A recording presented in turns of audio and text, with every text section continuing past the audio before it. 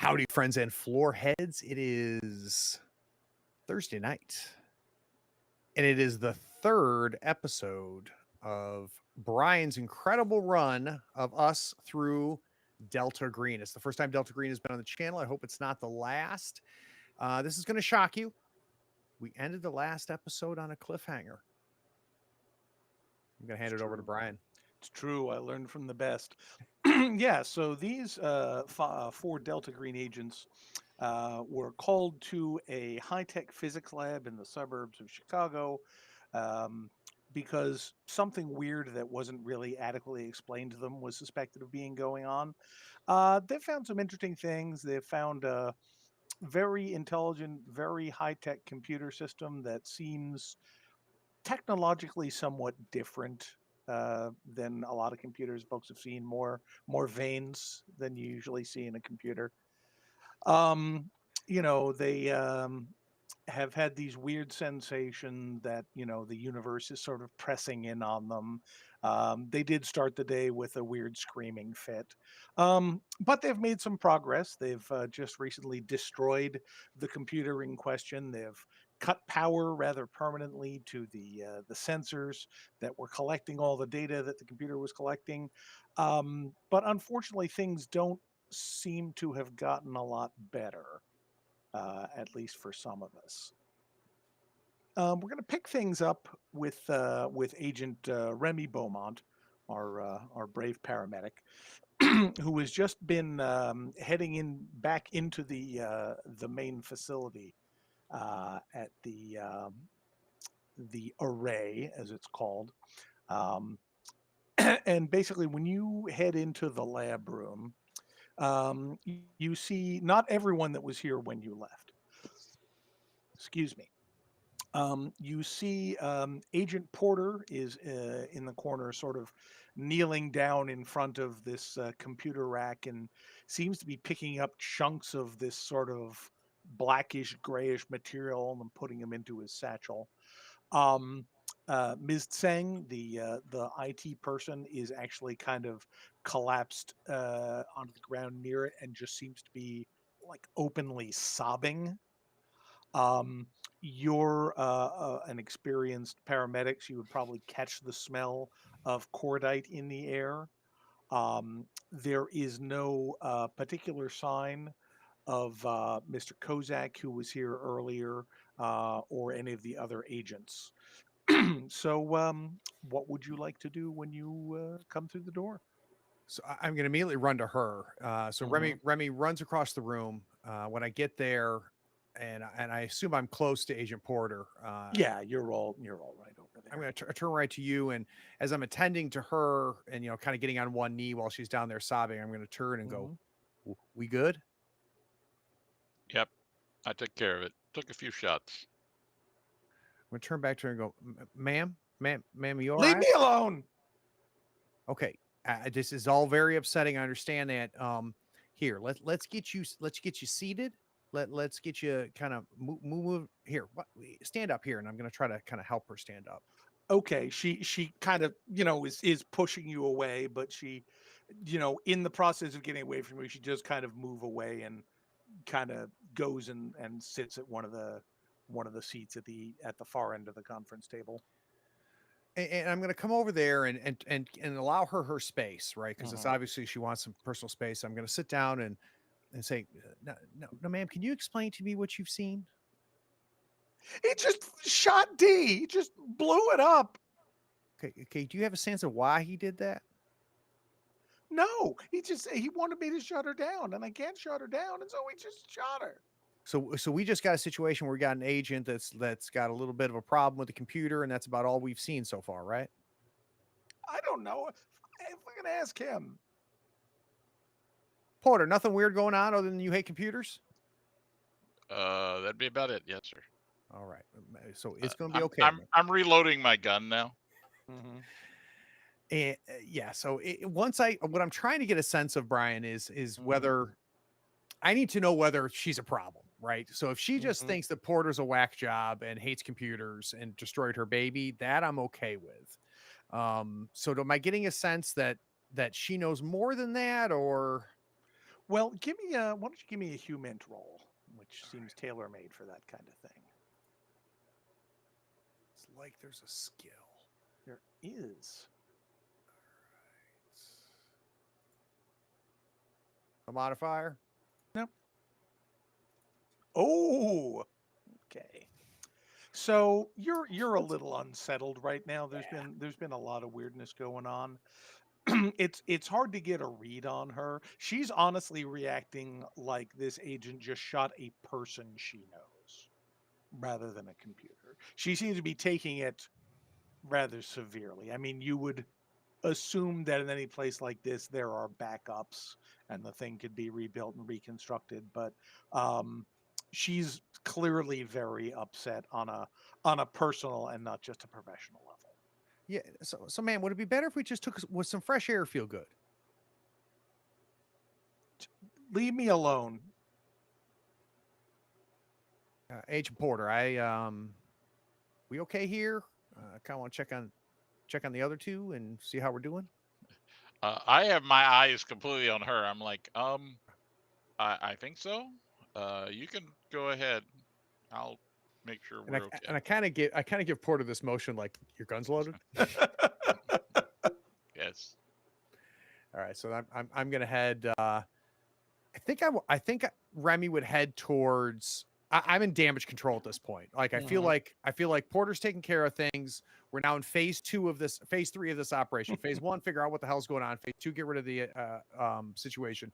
Phase 3, we now need to squash this entire tidy up situation. Evidence. Yeah, so that's the mode Remy's in. So I think I'm gonna go to the office where we had the 2 other scientists.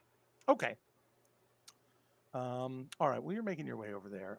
While you do that, I am going to cut over to Agent Garnett, who, when last we left, had just done a fairly impressive job of convincing the local head of security that there was potentially some sort of major medical issue going on, and he was headed towards the front gate to talk to the other first responders that are apparently coming to this scene and explain that they can't get in until we figure out what's going on.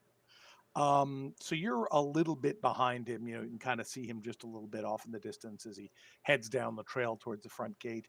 But I would like you to make me an alertness roll, if you would be so kind. All right. Roll low. That's generally the rule. Okay. That is Kyle. You follow directions. Excellent. I don't know why you're taking directions from Mr. 100 here. Mr. 100. Yes, exactly. Yeah, so you're sort of, making your way towards the front gate. And as he sort of turns the corner and disappears into the sort of wooded driveway, you actually see that there are a couple other people behind him sort of moving towards the edge of the forest.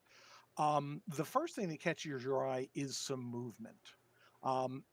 And you see what looks like Dr. Black, who was one of the guys that was locked in the administrator's office. He seems to be, he's gesturing like he's having a very animated conversation. You can't hear anything he's saying at this point, but he's doing a lot of this as he's walking along in the direction of the path to the front gate. And a little bit ahead of him, you see Dr. Campbell, the administrator of the building, and she looks like she's trying to sneak like somebody in like an old Scooby-Doo cartoon. She's kind of hunched over and doing this. She's clearly not got any sort of stealth experience, but she's trying to keep a low profile. She's just not very good at it. She doesn't seem to be listening or talking to whatever Black is saying behind her. But she is also headed towards the front gate. Well, I'm going to try to catch up with them, moving a little quicker to kind of intervene to make sure they're not going to cause any problems before they get to the front gates where everybody else is. Okay. Are you trying to sneak up on them, or are you just sort of jogging over in that direction? No, I'm just going to jog that way and kind of yell out to them, make it very clear, I see you. You're not doing a very good job of this. Okay. Well, Campbell basically hears you yell, jerks her head in your direction, and this then just dives into the underbrush. Agent Black kind of looks around, takes a moment to see you, and then just stops and starts heading over in your direction. Did you mean to call him Agent Black? Not Agent Black, Dr. Black. I'm sorry. Okay. Agent Black. There is no reason to believe that he is an agent of any organization. Shut up. No, I just wanted to clarify. No, That it's a changes good things. question. It's a good question. So, what's with her? And he clearly hears the question, but he sort of ignores it. And he just starts saying, as soon as you get within earshot, he starts saying, so in a lot of these old occult books, they're talking about this thing that lives at the center of the universe, or maybe it is the center of the universe. It's not really clear that there's a reasonable distinction. And they say that always around it, there's these high-pitched flutes and these drums. Shut up. And I was I don't thinking, well, you care. heard the music. I'm going to start walking past him and kind of like shrugging him off. He's clearly babbling at this point. Okay. Well, he sort of turns and follows you. He's That's clearly fine. got this line of thought that he's going through. I'll let him babble and kind of ignore him and head towards the the woman in the bushes. Okay. It's not hard for you to hear. I mean, you had a great success on the last alertness roll. You can hear kind of the crunching of the undergrowth, so it's not difficult for you to find her. What do you plan to do when you catch sight of her or get close to her? So, just to be safe, I'm going to make sure my gun is ready to go. Just in case. I don't plan on using it, but I don't know how she's reacting. She's acting really weird, so I'm going to make sure if she tries to do anything strange that I'm ready. But I'm generally just going to kind of give her a little bit of space, but approach the area and be like, what are you doing? And just kind of like try to look directly at her. Okay, she kind of looks back. Do you have the gun out or just you? No, checked it's it? just, Okay. yeah, it's just there, ready for a quick draw, if you will. Okay, he says, "I'm getting out of here. That man with yours is crazy. He tried to lock us in my office." He tried to lock you in the office? Yeah, he says there's some kind of, I don't know, something crazy going on, and we're not allowed to call anybody. He's trying to kidnap us. I don't know who the hell you people think you are, but we're getting out of here. No, you're not going anywhere, first off. Two, he's not trying to kidnap you. He's not taking you anywhere. In order to kidnap you, he have to take you somewhere. We're just trying to keep everybody contained. There's a situation here, and we want to make sure that my friends here. What situation are you talking about? This is my facility. Remy believes that there is a medical situation, some kind of disease. One of your coworkers was demonstrating some very strange pattern sicknesses. I don't know what to call it, but there was some strange things going on with them, and we're just investigating and make sure it's not contagious, and we don't want to create a pandemic or anything like that. So we just want to keep everybody here until this situation is confirmed it's fine, and then it's clear, and then everybody can go home. So we just want everybody to sit and stay calm. We're not trying to kidnap you. We're not trying to kill you. We're not trying to do anything weird. We're just trying to make sure everything stays contained. Very well said. Go I ahead. thought you were using my lawyer. Now, if you go ahead and make me a persuade roll at -10, because she's a little bit ill-disposed right now, but you were pretty well spoken, so it's not -20. All right. -10. So if I just do the custom, does it let me type it in? So I only see the 2040. Oh, okay. Isn't that the increments, I think, isn't it, Brian? Or am I wrong? Okay, yeah, you're right. It is. All right, well, we'll call it -20, and if you're close, maybe I'll give it to you. Okay. I am nothing if not a kind and benevolent GM. Yeah, we'll see that. Is that close? 2 hours. See, it was close the other direction. And she just says, no, he was not talking like a man who was worried about a paradigm. He was a man who was worried about information getting out. And I'm not going to tolerate being treated like this in my own facility. There's already police and firearms coming, and paramedics coming here. Yes. I don't know what's going on. And we're going to let them in if we deem everything safe. And then we'll resolve this whole situation. We'll keep him away from you, whatever the case may be. You just cannot leave this location because we don't know what is going on. And the paramedics are probably going to tell you the same thing if you try to leave. They're going to say, no, you need to wait till we figure out what the heck is going on with these people. Well, we'll just see about that, she says. And she turns around and starts stomping off in the direction of the gate again. All right. Well, I'll just kind of walk along with her to make sure Okay. that she's not going anywhere. I'm not going to like rush or anything like that. I'll just casually walk. I'm like, all right, we will go walk together and find out. Dr. Black is continuing his whatever he's talking about behind you guys, but he's also coming along and doesn't seem dangerous. So. All right, so as you head towards the front gate, we will cut back to Agent Hua, Dr. Hua, I should say. So when last we left you, you were just near the front door of the main building here, in pursuit of Mr. Kozak, the junior engineer who had taken the opportunity of the skirmish over the computer to leave the room. And you found him being sort of grabbed by a woman you hadn't met before, looked like a sort of, middle-aged scientist bureaucrat type, although her eyes were this solid white color, and where she was touching him, there was this sort of bluish blackish energy, sort of cascading over his skin. And when she let him go, he just kind of flopped to the ground. And then she turned to you and said, "It's really better this way." What are you doing, Doctor? I'm taking 2 steps back, is what Dr. Hua is doing. With his stun gun ready. And he's going to look at the scientist and say, identify yourself. "It's Klinger," she says. "Has everybody already forgotten?" And she kind of steps over Kozak's body and is kind of, she's not really looking at you, or her head is kind of just looking down at the floor at a different angle, but she's definitely reaching for you. Guys, we got a situation. Kitchen. This is the kitchen edge, right? Yeah, your lobby, whatever it is. Yeah, you've just kind of stepped back in here in the kitchen. All right, so, well, you are calling for help, and you two in the other room hear that. Remy, this is just about as you're going to head out to where the other office is. I'm just going to see what happens when she reaches for you. I'm sure it's fine. It's probably just reassuring. Roll like Craig, please. I mean, maybe. Sorry. She likes your shirt. She did roll like Craig.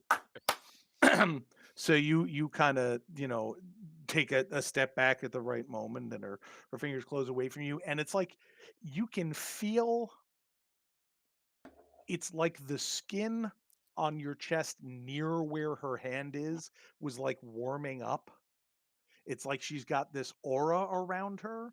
It's almost like, when you have something in the microwave and you can feel, you don't see any action, but you can sort of feel it warming up a little bit. And that was the sensation you got. But she has not grabbed you yet. She's just sort of continuing to walk toward you, and she just says, "We've got to stop them thinking about it."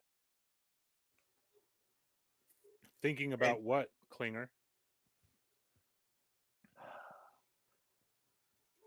We're all aware of the things that are out there, and the more we know about them, the more aware they are of us. And then the cycle just perpetuates until it all ends. So we have to get them to stop thinking about it. So agents Beaumont and Porter, when you hear this sort of outcry from the kitchen, what would you like to do? So Porter, I'm looking at you like you heard it, right? Yeah. And I'm hoping that you, Porter, can get a sense. Like, I'm looking at her, I'm looking at you, I'm looking at the door. Like, I'm not asking permission. One of us needs to go, right? And I I want to get look a at sense. you and sort of give you the head nod Okay, that's a boom. That's all I needed. So as that I was the- zip the that was bag the up with cue. my computer in it, with this Yeah, computer so in it. gun comes out, go Mhm. right to the door that led to the kitchenette, and I don't think Remy kicks it. I think Remy doesn't sneak slow, but he just Mhm. steadily opens the door, Okay. gun ready. Yeah. So you see, sort of as previously described, Dr. Hua sort of with the taser, and this woman. I think you ran into her before, did you not? I don't think I've seen her. I thought somebody had seen her before. I might have. Mhm. Well, she was the second white-eyed woman I saw. That's right. Well, she's the That's only right. the one with the white eyes that you've Okay. seen. Yeah, then I But have seen yeah, her because I've seen somebody with white eyes. So basically, she looks like I said, she's dressed kind of like the other scientists here, although the clothes look very sort of old and worn and wrinkled and slightly stained. And she, she sort of turns her head in your direction again, not really looking at you, but just sort of swiveled so her head is pointing that way. And she is still kind of just walking slowly forward and reaching towards Dr. Hua. Doc. Talk to me fast, and the gun has come out. Mhm.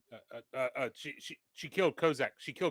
I don't know what the hell happened. She tried to grab me. She something's weird. Something's weird's going on. All right, white-eyed lady, look at me. I know everything that you need to know. I'm the threat. I've got the gun. She says, "You're pointing it at the wrong one of us." And she grabs for Hua again. I'm gonna have to shoot her. God, I don't like this game. Oh, come on, And by Greg. that I mean I love this game. But I have to shoot her. Yeah, I think you kind of do. At I least do. if what you're planning so far is correct.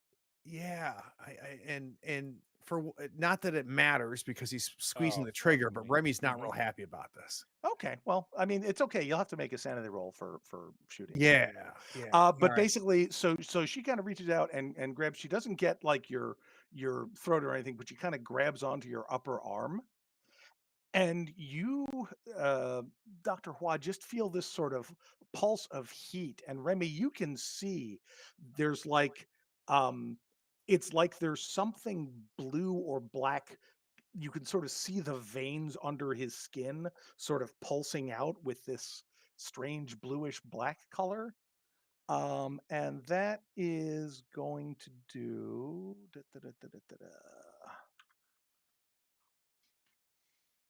6 points of damage to you. And then, Craig, I would like you to make me a firearms roll for Remy. Yeah, I'm trying to put my gun in here because I don't have my gun in here, but I'll just do a firearms. Yeah, firearms is fine. We'll get it there. Okay. Son of a monkey. She's surprisingly fast. It was like just as she lurched forward. So the first bullet, and also you are a little bit conflicted about this. Yeah. But so the bullet kind of goes over her shoulder and, blows up the first aid kit on the wall of the kitchenette. She doesn't even flinch at the That's what I was gonna ask. at the Okay. gun sound. So the noise of the gun, the bullet flying by Does her not head, none seem of to that. have phased her in the slightest. Oh God. Obviously, Agent Porter, you hear the shot. Yeah, You I hear at stand least some up of the shadow now and conversation. pull my gun out. Okay. Ms. Tseng, who has been kind of in a little bit of a fugue, kind of, jerks her head when the gun and kind of hunkers down and looks over towards the kitchen and says, "What was that?" in that sort of, you know what it was. It was a gunshot kind of a question. Would you please come over to this side of the room and get behind this this counter here and get down? She sort of glares in your direction, but she does get down and sort of crawling under the table vaguely in your direction. Okay. So back in the And are you like heading towards the sound, or staying here with gun ready? Or I'm staying here because Remy's still standing right there in the door. And I that's can true. see Yeah, her. you can see him. You So can see him.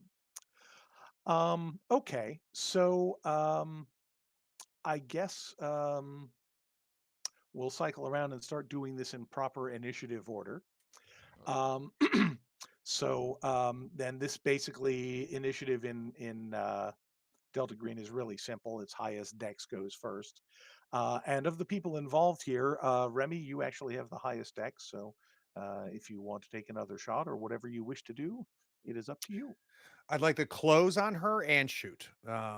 So Okay. as I'm moving and firing. Okay. That's fine. I mean, it's a pretty short distance here. So, I mean, how close are you wanting to get? If I can put the pistol to her temple, I will. Okay. Yeah, well, let's see how your attack roll goes, and So we'll see firearms how again. good you are. Yep, firearms again.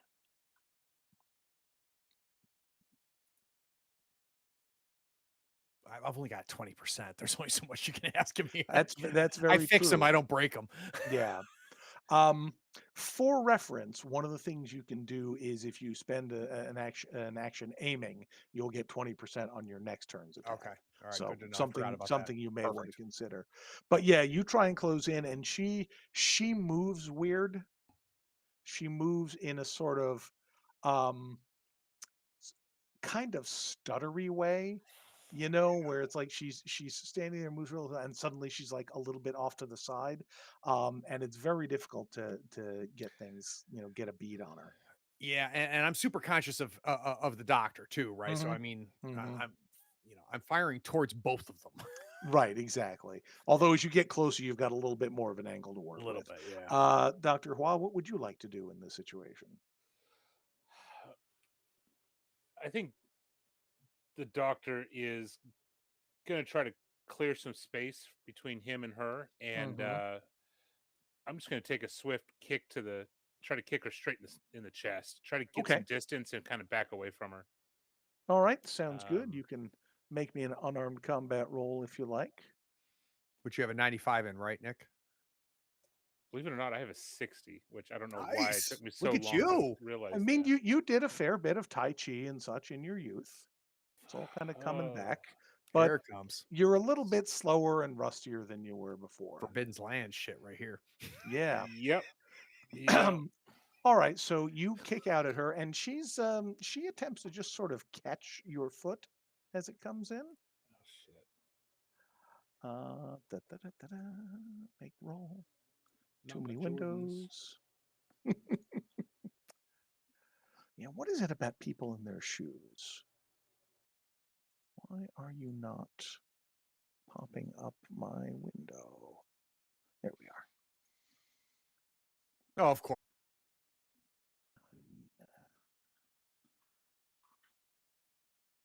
All right, So so much that's worse going to than that. be another 4 points of damage as she just kind of grabs your foot, and again, she hasn't really looked at you this whole time. It's like her hands are moving without direction from her face, and just kind of catches your foot and turns, and you feel that same kind of energy coming in, and you sort of go thwomp onto the kitchen floor. So quick question, Brian, for Remy's sake. Does Remy Mhm. get a sense of, I mean, I can tell that the doc is getting hurt, but is it Mhm. clear to Remy this is more than just Yeah, a fist fight? yeah, she has not hit him particularly hard in any of Okay. these cases, but you can see the sort of discoloration that's happening to him when she touches him, and Got it. that concerns you. Yep. So, Um, just for everybody's mhm. in the know, I have 1 health point left. Okay. Well, now we get to learn an exciting thing.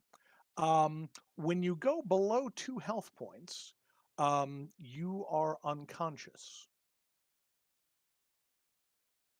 So she basically makes this turn, drops you to the floor, and you kind of hit your head on the base of one of those kitchen tables.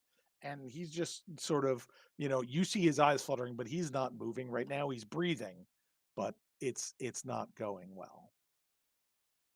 Yep, Forbidden Lands. I'm here for you with my 20% firearms, buddy. I got you. Well, this is teamwork. What were we saying last time about having the right people in position to do the right thing?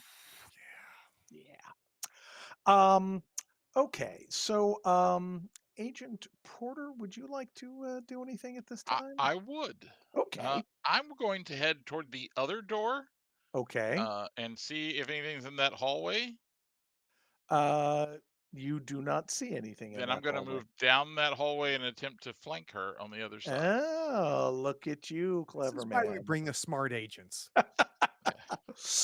Yes, you come around here and you do see Mr. Kozak sort of piled on the floor in a way that doesn't seem to be breathing at all. Okay. I Um, will probably quickly kneel down and check his pulse. Okay. Yeah, there isn't a pulse. Although as you reach down, you see this whole area of his neck is sort of blackened and discolored, almost like a burn. It doesn't look. I mean, the skin isn't like flaking or cracked like you'd see with a burn, but it's that kind of color. Okay. All right, so that's basically your turn circling Right. around.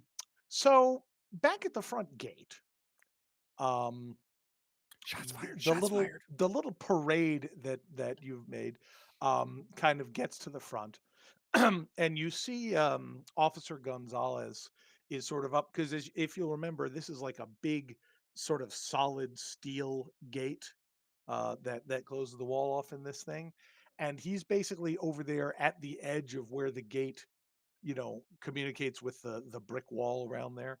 And there's like a little intercom there. It looks like it probably hasn't been used in years. And he's saying, I say again, we have a medical situation here that may be highly contagious. Do you have hazmat equipment? And you hear from the other side,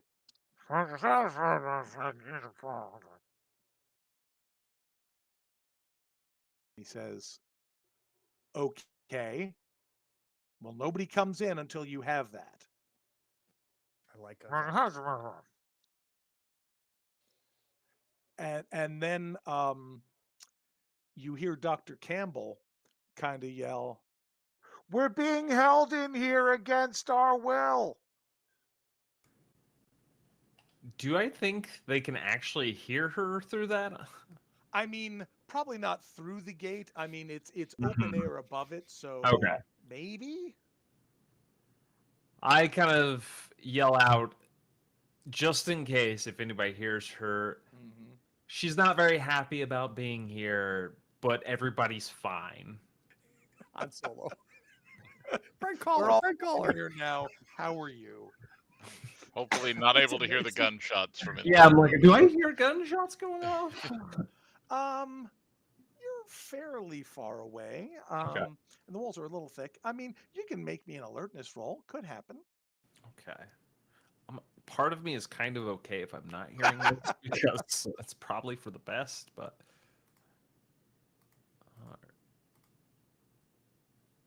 Okay. You Yeah, can't unknow it. you heard. I mean, you heard what sounded basically like a bang, like somebody dropping something, and then you hear another one, and you're like, "No, that's a handgun." yeah. I'm like, shit. Okay. You're doing great work here at Gonzalez. Just make sure that they're cleared. We have a couple of your coworkers here, the scientists that are a little on edge. I'm gonna head back. It sounds like they're having some difficulties with some of the others, or not wanting to stay put in here. They don't believe there's an actual situation. Just make sure everybody's comfortable and okay, and just keep everything calm. I'm just gonna try to help relieve tensions over there, and I kind of start doing like kind of a quick walk. Yeah, so he basically sort of is sort of standing by the intercom trying to talk down Dr. Campbell, who is shouting at him in her best Karen mode. And Dr. Black is just sort of ranting his rant at whoever will listen, which currently appears to be no one. And so you start heading briskly back towards the main building. And the farther, especially if I break line of sight from Mm-hmm. particularly Gonzalez and our Karen here, I would start running at that point. It's like, okay, need to move fast. Okay, sounds good. And I start drawing a gun because I hear gunfire. Yeah, that's fair. All right, Remy, we're back to you. So approaching, I've shot twice at her. I've Mhm. missed both times. Mm-hmm. I see the dock go down. Mm-hmm. What I think Remy does, what I do is I grab the base of one of those dinette tables, those kitchenette tables, Okay. and I am just going to use that as a battering ram to just slam into her because I want to get her away from the dock. And this also will immediately get space between me and her.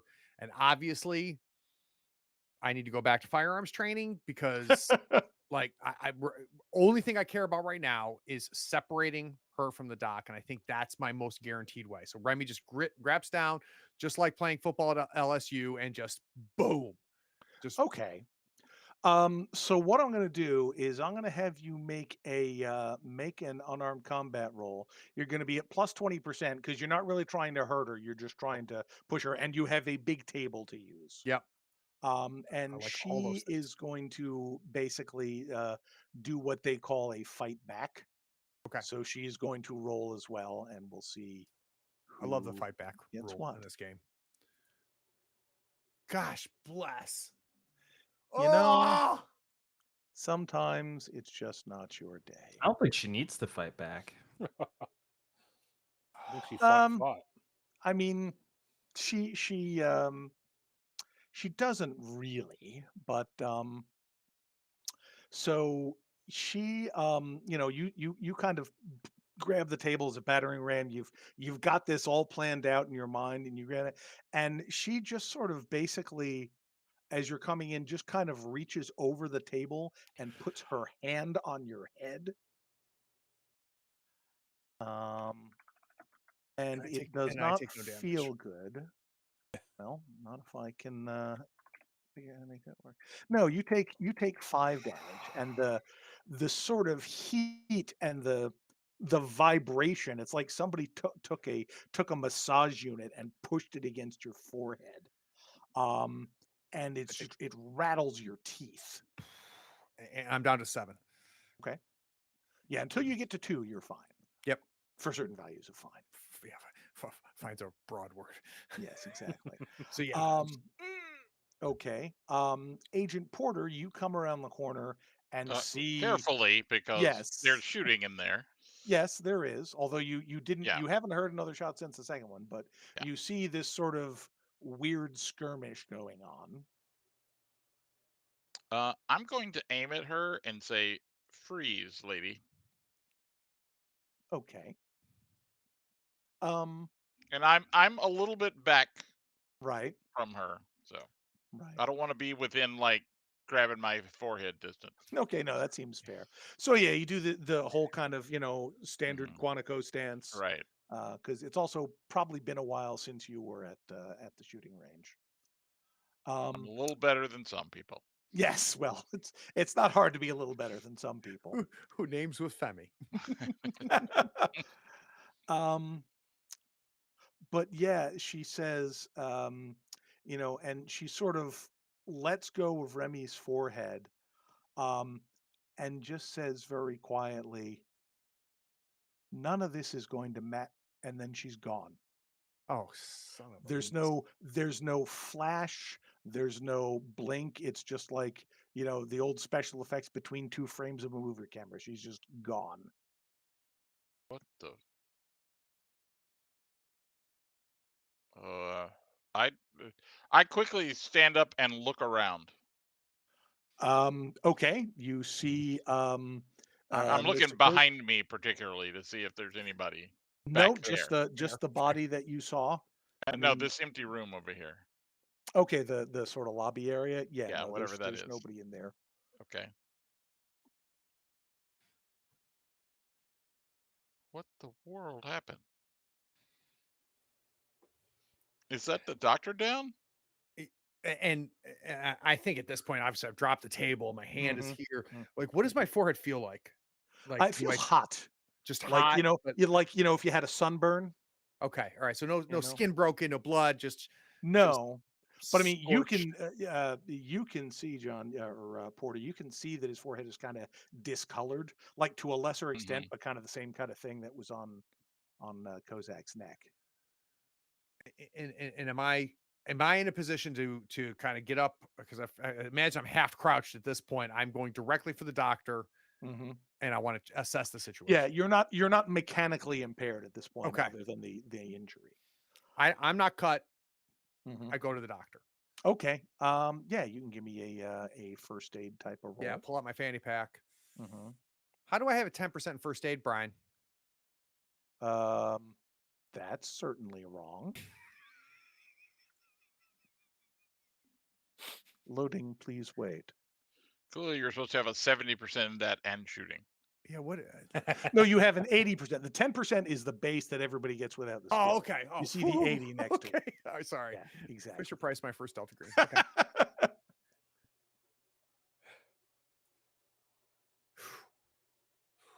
Nailed the fuck out of that one. Yes. Now I should probably remember what first aid does. It's been a little while. I think it heals 15, if I remember correctly. Do you want me to I roll? don't think that's 35. quite it. Gives you a superpower. Makes you Spider-Man. See, I thought I had that in my reference, but so while we're doing this, everybody's probably regrouped here. Our remaining rogue agent heads off to gets to the front door. You haven't heard any more shots. Yeah. Since that first thing. Careful how you come in that front door. Yeah. Well, that's not necessarily a good sign either, though, depending. That's true. That's very true. And as I'm attending to him, if I get any sense that Porter and Garnett are just kind of standing there, at some point I'm trying to find her at the top of my lungs. Yeah. Just I'm sort of just spinning around in circles looking for her right now. I'll walk to the T in the hall and see if I can see her in the hallway. You do not. So I'll start opening doors. Okie dokie. First of all, going back toward the computer room. Okay. So like you come over here, she's not in the restroom. Nobody is in this office. Okay. This is a closet. She's not there. And then you come over here and it's her office, and you can see that the window is open. I know there's a little bit of a breeze blowing in. Okay. So nobody's in there? Nobody's in there. Okay, great. Okay. Then I'll head down the other end of the hall, but that'll probably be next round. So okay, sounds good. Right. So let's see. This is not resuscitation. All right. So Remy, roll me a d4. That's what I was thinking. I was thinking it was 1d4. Yeah.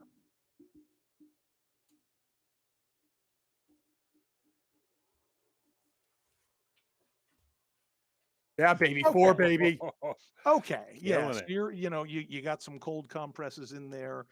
You've sort of felt firsthand what this feels like. So you sort of instinctively have an idea of what to do. And before too long, you were bringing Dr. Hua back to consciousness. Hey, look at me. Look at me. I grab you thinking you're still her, and I start freaking out. She's gone. She's gone. She's gone. She's gone. Look at me. And I'm going to pull out the pen light and immediately like check his dilation. He seems like they're coming back to normal. He's obviously a little bit panicky, which is somewhat understandable given the situation. I need you to get your shit together because we need your help. Where'd she go? Where'd she go? I start just getting up and getting back. We don't know. Go to the lab, and I point to the computer lab. I follow that direction because I can't think straight yet for myself. All right, so Agent Garnett, you're back. I'm trying to remember. Are you the one that knocked out the Officer Henson out here by the security guard? I did, yes. I think it was. Okay, so you were not surprised to see her there. She does appear to be back to consciousness and is glaring at you, but That's fine. there's not a lot she can do about it right now. Yeah, because you tied her up, didn't you? Yeah. Yeah, she's cuffed, and I think you gagged her in some fashion. if I Yeah, I remember think correctly. we just put something over her mouth. Yeah. So Hopefully she doesn't have a gun with her. No, I think we cleared everything. I'm pretty sure you took her gun because you're like the one sort of tactical agent we have the here. cop. So I'm pretty sure you Yeah. did that. Okay, so circling back around, Agent Porter, you get back into the lab here. No. I was headed the other way down the hall to see Oh, all the rest of and the. down this way. Yeah, All right. just I'm just searching the building. Mm-hmm. So you open up this door, and Now I know that guy's in there, so I'm kind of expecting to see him in there. So well, you are expecting to see him in there. You're not really expecting him to see him back on the couch, sort of curled up in a sort of fetal bubble type position and looking pretty dead, with this big sort of bluish black handprint on the side of his face. can't deal with that now. Must keep moving. Must process priorities. All right. Um, The window And- wasn't open in there, was it? No. Okay. Yeah, the only open window you've seen is one back in the Right. director's office. All right. You scan the kitchen and the closet and the sort of workshop back here, and you do not see any sign of anyone at this point. Okay. Then I will head down to the computer room. Okay. Is that where you guys are regrouping at this point? I'm waiting to see what Porter or what Garnett's doing. So I'm going to stay here and follow the FBI agent. Okay. So it's really depends on what Garnett does. For me, I don't know. So I think my first thing would be to assess the situation. I'm like, what the hell is happening? As I see like somebody on the ground. It's like with, dead man. Hua is being brought back to consciousness here. There are some bullet holes and the smell of cordite in the air. So just kind of glancing, I'm like, do we have a threat? We do. You saw the woman. Did you see her? I didn't see any woman. Okay. Women There's a then. woman here. She was in a lab coat, and she killed at least one. She tried to kill the doc. She tried to kill me too, and then she's gone. So it is what we thought it was. Get everybody in one place. And then I'm just going to Lab? start kind of taking the lead on it and just doing the actual tactical, like have the gun out forward, kind of like just going down the hallway, glancing, covering, and just Yes. moving quickly. It's clear here. She's not in this building. I don't know where she went. No, there's She's not in two here. people in the front office. Nope, nobody in there. There's a dead guy in the other room. He's the guy from before with the mouth and the stuff. But nobody's in the front office. No, it's open window. Okay, I'm gonna go find him. So I'm gonna try to run to the back. Well, who was in there? I can't remember their names. It was the administrator. It was the director and Dr. Black. Dr. Black and the director lady. When he starts to try to run, I seeing the bullet holes and seeing the whole comedy of errors here. I look like, you stay put, and I'll start going out after them. Okay. So, but we're running. So I'm running to where the window is, which is the opposite direction where they really are, right? Because you know where they really are. I think they went out that back window and are headed towards the other thing. So I'm running away from you at this point, not realizing that you'd already seen them. So, but you still stay put, and it makes me stop. Yes. You got that authority voice. Yes, I would say stay put, get with everybody else, and I'll head the other way. You've got them both of them. I've seen them, and I'll just like yell that as I'm running out. All I need to hear. Boom. All to right. the lab. All right. So you're heading back towards the front gate. Correct. Or no, sorry. she is. Garnett is heading back towards the front gate. Yeah, and I'm going back into the computer lab. All right. So you guys are here in the computer lab. Ms. Tseng is sort of under the table, and she says, "Who were you shooting?" We've got an intruder. We've got an intruder. I don't know who it is or what it is, but we need to stay here and stay safe. Where you are right now is the best place for you to be, and you've got 2 people here to 3 people here to protect you. Where's the 2 people and the security doctor. guards? Where's the security people? I They don't should be I don't handling it. know. I don't know. We've got an agent going to look now, but you stay right where you are. Okay, and she kind of huddles up. So I kind of come to realization that we're talking to this lady. Who is Klinger? And Oh, good for you. Yeah, Dr. Klinger. She's the chief scientist. she Or killed chief researcher. Kozak, and she tried to kill me. What? No, why would she do that?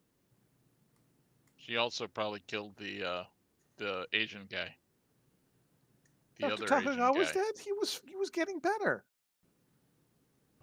He got worse.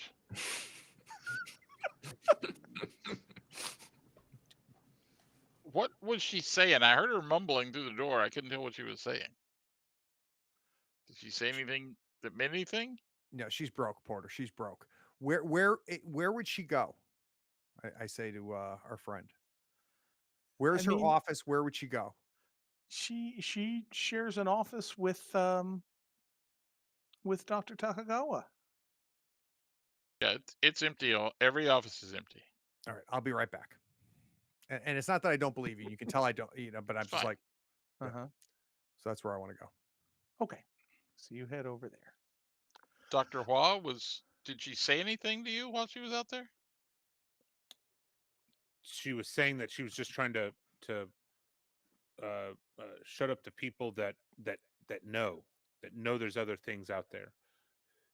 Who else was part of this experiment that we don't know of yet? Is there anybody else except for these people here in this room? I don't think so. But that's kind of weird because I remember that that time that I had the feeling the weird thing happened, and I felt like us knowing about it made it more likely to come. When it was whatever it was that was trying to get through or get to us. Do you remember that? That crushing feeling we had in our heads? Kind of nod, because I think I passed my sanity roll on that one. You did. Yeah, you still felt it, but Yeah. it was not as Okay. intense Yeah, as it was. I kind of nod and just go with it.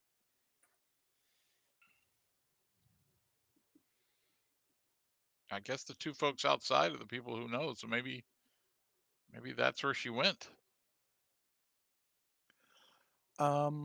So Remy, you get to the scientist's office, and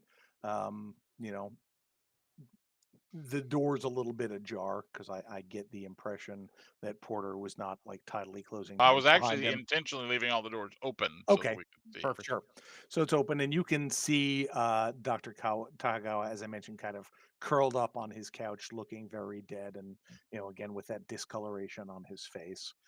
There's no sign of anyone else in here.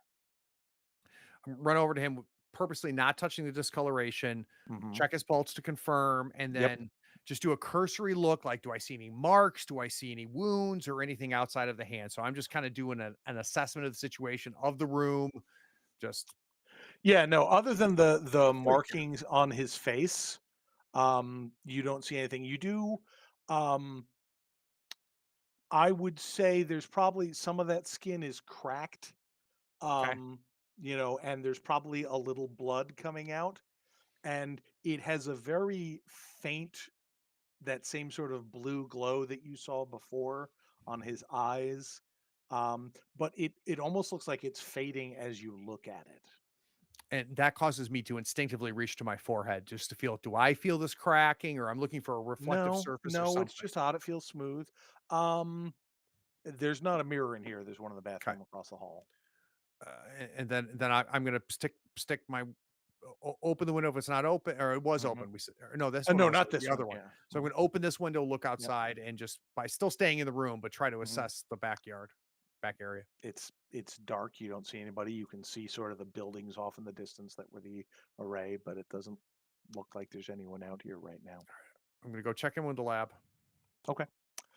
While you're doing that, Agent Garnett, you get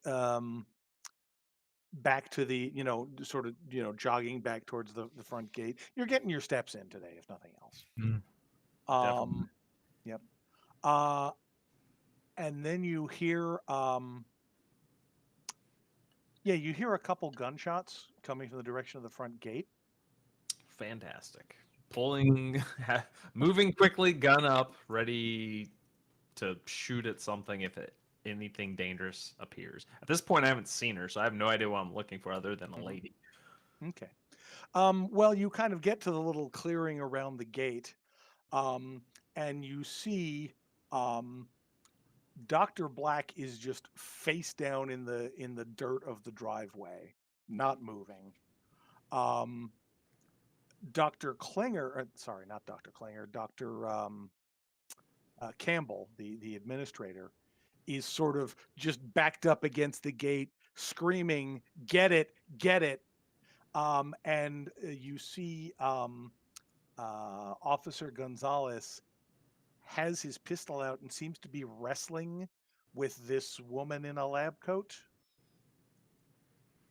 So I will yell, everybody, drop what you're doing, just stand still, and see if they respond.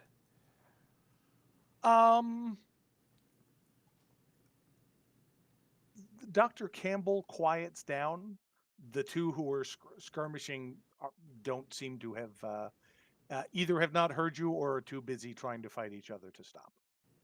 Okay. And you can kind of see as you're getting closer, there's not a lot of great light in here, but that this woman is fighting weird. It's like she's not. You remember that scene at the end of The Matrix where Neo is sort of ascended and he's sort of doing this? She's not really looking at where she's fighting, but she's just kind of like pushing his arm aside and grabbing and just sort of any exposed skin, and you can see he has what looks like burns on his arms. And he's definitely moving kind of slow, like he's hurt. Gotcha. Does it look like he's restrained, like she's actually grabbed him and he can't run? No, he looks like he's trying to stagger back and take a bead on her. I would yell, Gonzalez, drop, run.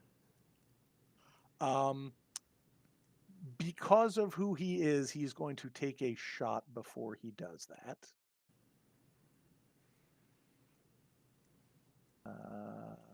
Yes. But not a very good one. It just sort of Remy thuds School into of the dirt near Firearms. her. Yep. Exactly. And then he starts staggering back. And this woman turns to you, and this is the point where you see that her eyes are solid white. She does look like she's actually bleeding a little bit from the shoulder, so maybe one of his shots got through a little bit. And she just sort of, starts walking very calmly in your direction. I will start unloading. Okay. Pew, All right. Hopefully, I'm not as bad as everybody else with guns. Well, you have a bigger number, which helps. I do have a much bigger number, but I'm still not very. You also Unbelievable. roll a bigger number. Unbelievable. Okay. Yeah, it's like I said, she moves very oddly, and it's hard to get a good focus on her. You kind of hear distantly in the background on the other side of the fence, you can hear things like, shots fired, what's going on in there? Get the ladders. And then you take the shot, she misses. She comes up and she says, listen, it's better this way. Trust me, you don't want to go the hard way. And she kind of reaches out almost. I love the hard way. Yeah, well, she is attempting to grab you because that's how she do. Right. Well, obviously, I'll try to resist if possible. Okay, well you can dodge if you wish. Okay. I like that Not- roll. Yeah, she's not very grabby right now. Okay, so you just sort of leap back a little bit. Mm-hmm. And she says, "We don't have a lot of time." I think we need to take some time here. And I'm just going to kind of keep the gun on her, but like kind of lead her away from everybody else. Like take a step back, get her to take a step back, but kind of like slowly leading her away from everybody else. So when you take that first step back, she just sort of turns and starts heading over towards Dr. Campbell, Mm. who sort of screams and looks like she's trying to climb through the wall. There's certainly places she could run to, but she looks like she's in a full-fledged panic mode. Gotcha. So she's not going to listen to me if I yell at her. Doesn't look like it. All right. Well, we're going to. Man, I'm not very good at this, but we're going to do the tackle method that I learned from Dr. Way, who was missing Okay. everybody. And we're going to try to tackle her from behind and like kind of get her on the ground. All right, sounds good. All right. You can So give me an unarmed combat roll. not terrible at this either. But apparently I can't. Unbelievable. Oh, no. Humble. Oh no. Oh, So it's like, all right, you've got this. She's looking the other way. She's not paying any attention to you. You sort of, square yourself off in the sort of, flag football stands and just go running at her. And basically, as you get to her, she doesn't even look. She just kind of reaches down and grabs your arm and slings you forward into the gate. And you can feel that sort of weird cold burning sensation where she touches you, and that's going to be 4 points of damage to you. All right. And then I would like everyone to make me a sanity roll, if you would be so kind. No. Hey, well, we roll well if it's not combat related. That's Look at that. true. Boom. Mm-mm. Well, 50-50. Nice roll, Nick. Maybe. do So it eventually. all right. So at this point, you all start hearing sort of this low sub bass hum. If you get somebody next to you with one of those enormous jacked up trucks full of everything, that's all you can hear is the boom. But it's not a beat, it's just kind of this continuous hum. And you start the speaker of the intercom starts sort of whistling and crackling. The speakers in the computer room are doing the same thing. You hear this sort of high pitched whining and these low bass thumps. It reminds you a little bit of what you heard when you got that audio version of the data. Agent Porter, you start feeling like it's hard to describe, but it's like there's this blackness at the very edges of your vision. Like wherever you turn, you can see normally, but it's like it seems like it's pressing in on you from all sides. And it feels like the lights are starting to go out, although it's not getting any dimmer. Um, you see Ms. Tseng in the computer room and Dr. Campbell out at the front gate just sort of fall down, sort of clawing at their ears. Um, you hear somebody say something that sounds like the king is coming. And Dr. Klinger sort of looks over at you and says, "I told you it's too late now." And there is a flash of blue white light everywhere, indoors and out, in all directions. And you see just for a second, like the after image of a flash photo, some impossibly enormous black thing reaching out towards where you are. And then after, you're not really sure how long, you sort of come to yourselves and you find yourself, a couple of you are standing out back of the main building. Let's see, Dr. Hua is in here talking to Mr. Kozak. You've just picked up a phone. Yeah, I think you were getting ready to call your handler. You know, and you're looking at the phone. It says it's 6:46 p.m. We're going to take a short break right now. We'll be Ah, my God. Be Oh. back in 10 minutes.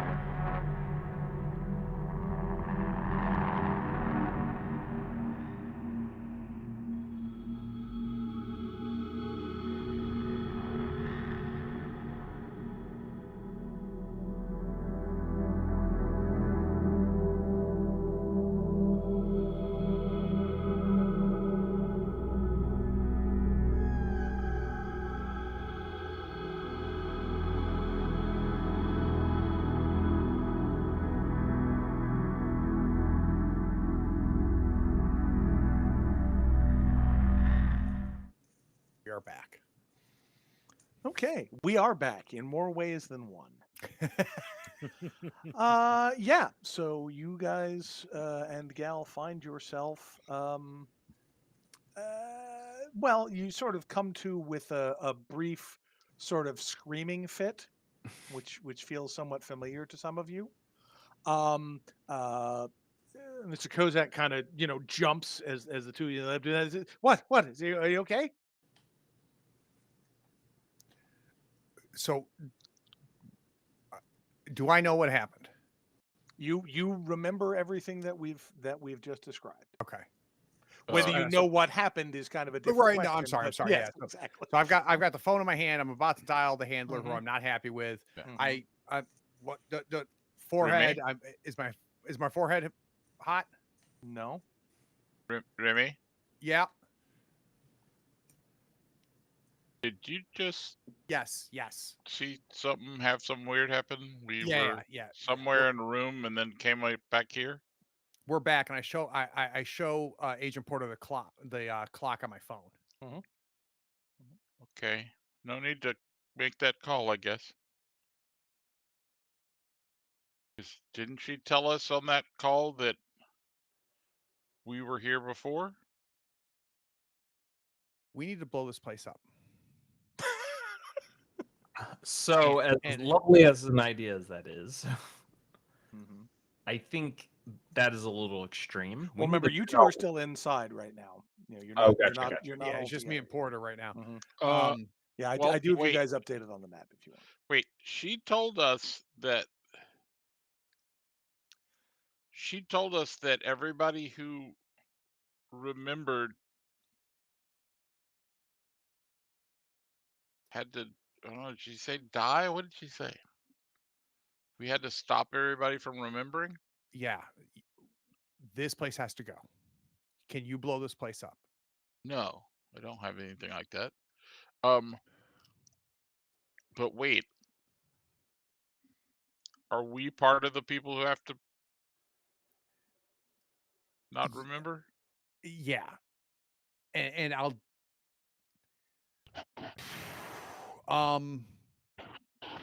I don't Let's want to get think the about other that right now. guys. Let's get the other guys and figure this out. They should be inside, right? Right, they should just be right inside there. Boom, head right in. Okay. Everything all right? Says Mr. Kozak.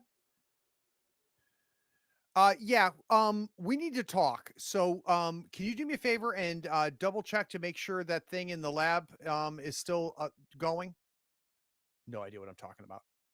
The thing in the lab. Yeah, can you go check on them real quick? Oh, okay. Heads off down the hall. As the door is closing behind him, you hear him say, "Oh, Dr. Takagawa, you're awake. Are you okay?" And then the door shuts. We need that key card. You both know, right? Yeah. Both here and we're there. Yeah. So, what is happening? We're redoing. It's a redo. So what was the mistake? Is that how this works? I kind of look at the It's our- scientist. I'm like, I have no idea what the hell's going on. This is our Yeah. third time here, I turn to you, Doc. at Like, least. I think we have to do something extreme here. This is not right. We got to do something different, and I think we need to destroy everything that we can here on this site. It's not the stuff so much as because we destroyed all the stuff last time, or Yeah. turned it off. It's the people. We I turned think it off, but I think we could do a lot more than turning Porter, it off this are time. we going to turn off people, Porter? I think we need to turn off Dr. Klinger. She seems to be the one that's the source. Where the hell Yep. is she? I guess she's in her office down the hall. I tell you what, I'll get the key card and go turn off the power. Sounds good. Okay. Okay. All right, who's coming with me to find Klinger? I'll find Klinger. That seems like we're going to need some force. If things All right. played out the way they did before. All right, you and I, Klinger. Doc, you want let's to not come with me, or do let's you not want to go? separate. Yep. Do you want to Yeah. go? Okay, so we need to go Yeah. get the key card from the old guy. Okay. All right. So as you guys sort of do your, ready break, and are heading out of the room here, you see that Mr. Kozak is helping Dr. Takagawa down the hall. He's I can't see. My vision is going, and he says, "Hey, guys, do any of you have any like first aid training?" Dr. Takagawa was having I'm a medic. Go lay him down in the computer lab. the computer lab. Okay, it's my eyes. I can't see. And they start, shuffling down along the hall this way. And I'm going to follow. And I just duck into his office and grab the thing because I know right where it is. Yep, it's right where it was. Okay. And I'm following Porter since he's done this before. And then we go back out the back door. Wait, you're following Porter. Porter. Okay, right. Yeah. Sorry. Yeah, and then we go right back out the back. I had you guys. Yeah. Yeah. So you guys are that way. You guys are that. All right. Right. Now I remember who everybody is. All right. Cool. Yep. So you guys head back over to the atrium buildings outside. It looks just like it did when you left it. Okay. So what's the plan? Gonna open the door. Mhm. Go inside. Take a quick look around outside. Make sure that the security guard's not coming. You don't see him at the moment, although there are security cameras on this building. Okay. We go inside, and I immediately start to just turn off the power. Okay. I'm not going to make you roll for it because you remember what you did last time that worked. What I did wrong last time, yes. Right, exactly. Yes, I want to ground this first and then do that. And I'm trying to be sure that this has taken us long enough for them to go in and confront the lady, though, because I don't want any alarms going off or whatever until they've gone inside and until I think I've given them enough time to go inside and confront. Okay, well, tell me how long you want to wait. I mean, it's going to take us a while to walk back there and to Minute or go two. in and do stuff. So I would think that pretty much as soon as we're back there, we're ready to go. Oh, okay. But I'm hoping that's enough time for them to have done their confrontation. Okay, sounds good. So back in the main building then, where are you two headed? You're headed into the computer lab as well? I want to get them to the computer lab, and then I'm following Garnett's lead. Okay. Yeah, I was just gonna wait for him to head into there and kind of pop his head in, but I'm gonna start heading immediately towards Dr. Klinger's office, where we think she's at. Okay. Well, this is I misspoke earlier. She does not share an office with Dr. Black, which is the one that you're right in front of here. And so you've been in this room before. She wasn't there at the time. But this is that office where you have the one sort of very kind of untidy, ADHD kind of desk with notes and papers and napkins, all everything, and then the sort of hyper tidy OCD side of the other desk, which is the one where Dr. Klinger's nameplate is. You do not see anyone in here. I kind of search the desk, look for any indication, like anything that would give us any clues as far as like physical like indications where she would have gone. Not really. I mean, the desk is hyper clean. There's nothing, written on any post-it notes. The computer's locked. If there's anything there.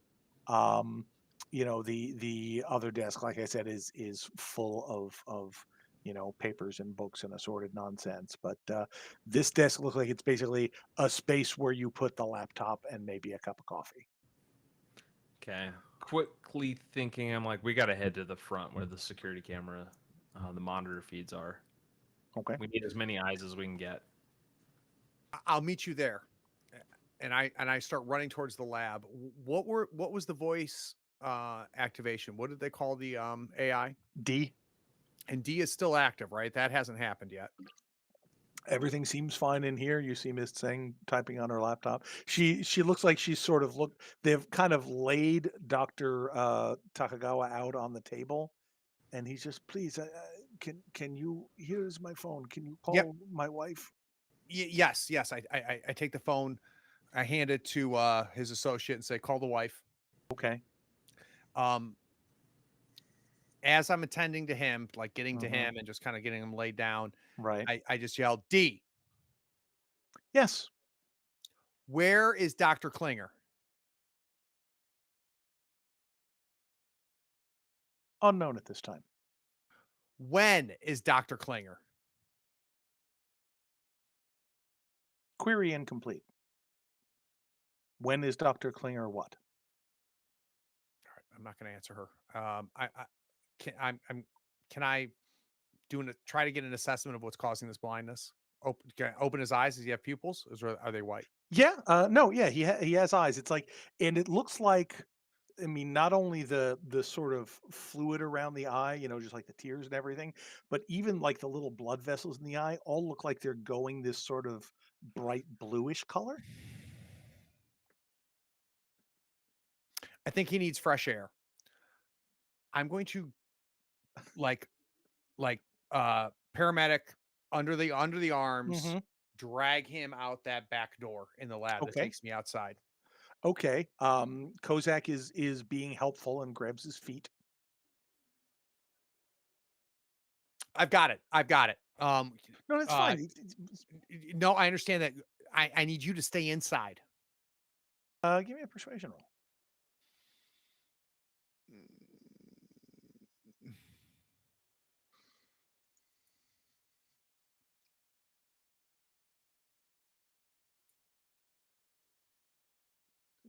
Oh, okay. You got it. As soon as that door closes, Mm-hmm. I've got my hand on my gun. Mm-hmm. I lay him down on the ground. Okay.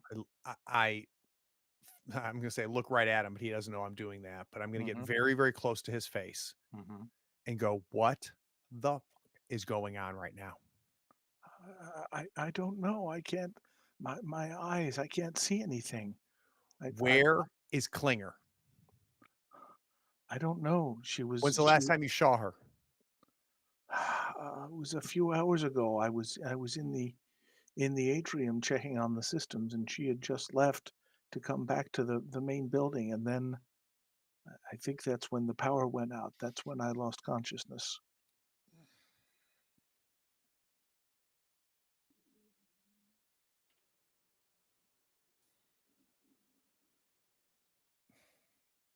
I think I'm going to shoot him in the head. Okay. Not going to make you roll for the attack or anything. It's easily done. It's going to be loud. Yeah, and just for everybody watching and stuff, I think that Remy at this point knows something has to change. This person is the most diseased, most affected right now, and yeah, I think that's what I do. Okay. So I am going to need you to make me a sanity roll. Yeah.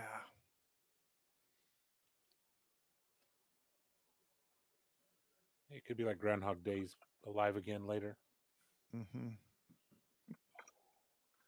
Fairley McFailerson. Yes, indeed. So that is going to cost you. Now, for those who are watching at home, there is Delta Green has the concept of being adapted to certain types. There are basically three main types of things that can cause sanity loss. There's violence, there's helplessness, and the unnatural. This is clearly violence, and someone who had maybe a military background or who had been through a lot of this stuff before, might be hardened to it, which means you take less sanity from that way. It has its other side effects, but so I'm going to need you to roll me a D10, Craig. Yeah. Because you have just killed an innocent man in cold blood. Yeah. Okay. Could've been worse. Apparently, Remy is convinced that this is the right thing to do. That drops me from 53 to 51. Okay. Does that go below your breaking point on your character sheet? I'm sorry. I lied to you. Okay. Yes, it does. It That does. brings me down to 49. My breaking point was 52. Okay. So this means that you're going to. This totally makes sense. Yeah, exactly. Um, let's say you are honestly, given where we are now, this is probably not going to have any immediate effect on you. Uh, but you are going to have a very hard time getting to sleep in the future. You've got a major sleep disorder, night terror syndrome going on. It's not really going to matter in this case, but No, but this this is very much the opposite of what you have done and been trained to do your whole life. yep. Yep. And after the credits, when we have the after Mhm. talk, I want to talk a little bit about this mechanic and this mechanic relative to one shots. But yeah, that Yep. totally makes sense. Yep. Okay. So all of you hear that single shot, um, including hell? those inside the building. Um, so does that affect anything that the team in the array control center is doing? Well, Dr. No. Waugh, just being a observer, is going to be scouting around looking for any other threats in this building. I, did we ever explore the rest of this building that we're in now? Not really, because the building you're in is basically a long concrete rectangle, which is mostly taken up by laser equipment and the computers that run it. The other buildings are these little 10-foot square things that you haven't been into any of them. Um, but yeah, this seems like where Okay. all the important stuff is. Yeah, I'm going to stay in the same room as Okay. Porter. Have I cut the power yet? No, this is about when you were thinking you were ready. Okay. So if the gunshot doesn't affect your decision. Dr. Watt, can you see what that was? I'll step outside. Okay. Just look outside the front door. Okay. And you can kind of see the back of the building here, and you see um like Kozak and Black from inside have stepped out. So Remy, after you take that shot, and it's instant and painless, you know exactly what you're doing. Um, what are you doing? I think I'm standing up and backing away. I think I'm in shock. Okay. I think the breaking point for me is not only the sleepless nights, me playing this over and over again in my head every time I close Mhm. my eyes, questioning the decision, the hard decision I made. Mhm. So I think that there's when they step out, they see Remy with the gun still in hand, Mhm. kind of stepping away like he watched it more than he did it. Right. Right. So they kind of both, kind of come through the door and say, "Did you hear?" And they look and they see Takagawa there with a spreading pool of blood, and they see you with the gun, and one of them just yells, "Jesus Christ!" Pulls the other one back through the door, slams the door, and you hear from inside, "Call security! Call security!" And so, Dr. Hua, you would kind of see that. You don't really hear what's going on, but you see these guys coming out. There's like the little light above the back door. You step out, they see Remy, who is kind of standing there, and then they sort of panicked rush back into the building. I yell, Remy, Remy, Remy, What? everything all right? No, it's not all right. Did you find Klinger? No. Turn off the goddamn lights. I cut the power. Okay.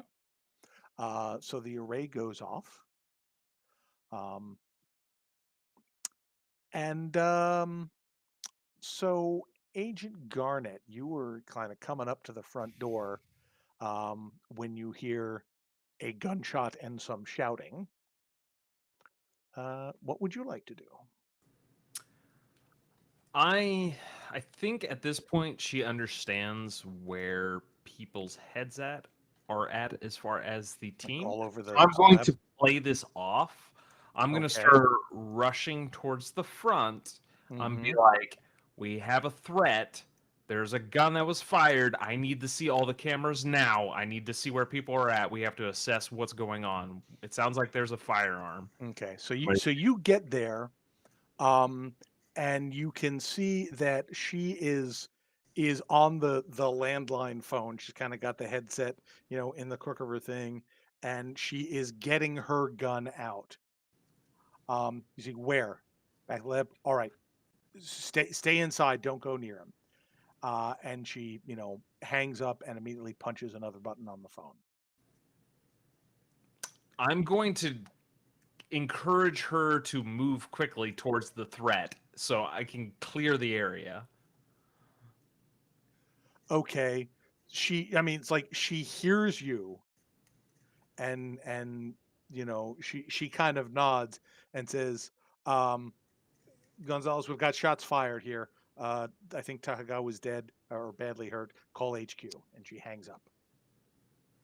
And then she just kind of nods and says, do you know where this happened?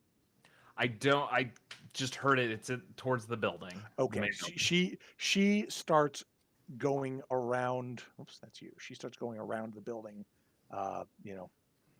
towards the back door. All right, so I'm gonna quickly try to get my eyes on all these cameras. Cut the landline as well while I'm here. Might as well cut Okay. that communication point.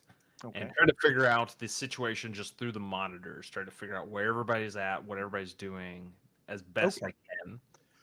Okay, so you're sort of, flicking around. There's like a little 3x3 array of monitors above the desk, and they're kind of cycling through. You can see that there's, several people huddled in the computer room. They're all kind of huddled around here, talking and looking panicky. You see Dr. Campbell in her office, just kind of sitting very still, like listening. You can see that the monitors for the what are labeled Array 1, Array 2, Array 3 are all offline. And you see one of them has the little security room outside the front gate, and you see sort of the silhouette of the other security officer on the phone in there. Gotcha. And then eventually you get to one over the back door, and you see the body of Dr. Takagawa and Remy standing just kind of at the edge of frame, barely visible. Okay. So I think at this point, the best thing to do, based on the circumstances, is to get everybody kind of in the same area. So, because in my mind at this point, I don't know if we're just going to keep looping, or I'm also a little like, I have no idea what's going on. So I don't think the normal rules of like life and death are even in play at this point. I'm like, I'm not even sure. I'm like, obviously, I'm not going to try to shoot anybody if I can avoid it. But I'm going to get the other security guard and say, like, I think she needs backup. There's an active shooter. You need to get over there. Sorry. Okay. So the only comm you have with him right now is the landline, which you just cut. Gotcha. Is he within short distance physically to get to? No, he's like across the parking Okay, lot, down the driveway, outside the front gate. He's outside the front gate. Okay. Can we lock down the gates where he can't get in? I mean, there is a, front gate lock button here. You would assume he also has one since he was the one that let you in through the gate the first time. Gotcha. So while you're pondering that, so Team Array, now that you've got things turned off, are you heading back? What's the plan? Is there a laser in this room that I remember? Because I looked at Yeah. it before. Yeah, the majority of the room is one giant laser housing. Okay, I'm going to open that up, get my flashlight out, and then I'll open that up and Yep. just break the laser as Yeah, much as I can. it is trivially easy. It is super fragile and sensitive, so it's just like Okay. that's Just want to done. make sure. Mm-hmm. Okay. I just look at at Dr. Wah. I'm like, back inside, I guess. What? We got to take care of the computer now. The computer, but Remy just killed Dr. Takagawa, not Klinger. We need to find Klinger. She found us last time, right after I destroyed the computer.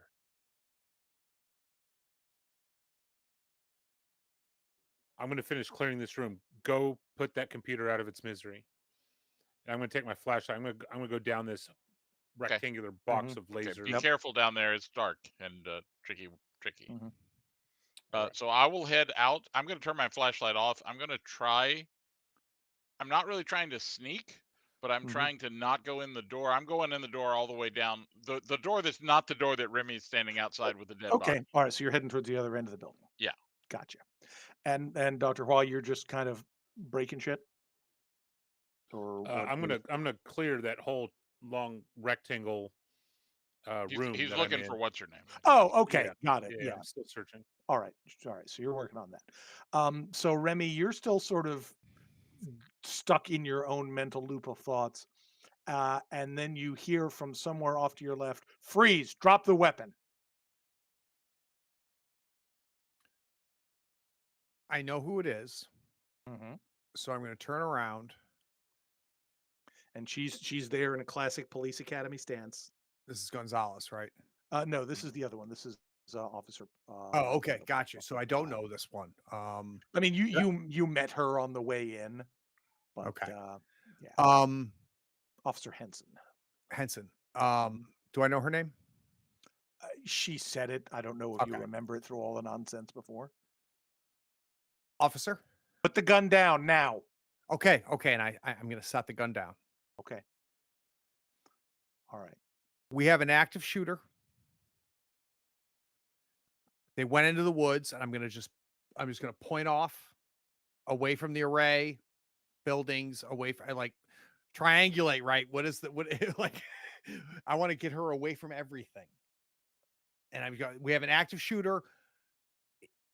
They caught me off guard. I think it's a male, about 6'2", like checkered shirt or something. He went that way. And I'm not a cop. I didn't even fire my gun. All right. So I would like you to make me a persuade roll at -40. Yeah, that's fair. So with a stat of 40, how's this going to go? You want to roll real good. Oh, God. Oh, that's weird. I failed. Yeah. Who'd have thunk it? And she kind of looks at you for a minute and she says, lay down. I lay down. Okay. And she is very carefully coming over and apparently planning to cuff you. Okay. So, and let's see, Agent Garnett, you're starting to catch this in the video feed that you've got. Agent Porter, you can see this kind of at the far end of the building. Just ignoring it and walking inside. Yep. Okay. In you go. All right. You're in. Control delete. Yeah, it's a thing. All right. And where are you going from here? So you're kind of in the But I'm going to walk that hall to the computer room. Okay, cool. So just as you're about to get to the door, you hear this weird sort of popping noise, and all of a sudden, that woman you saw before is, come on, do token things. Way down at the end of the hall. Come on. 3 miles away. No. She's kind of over here. Oh!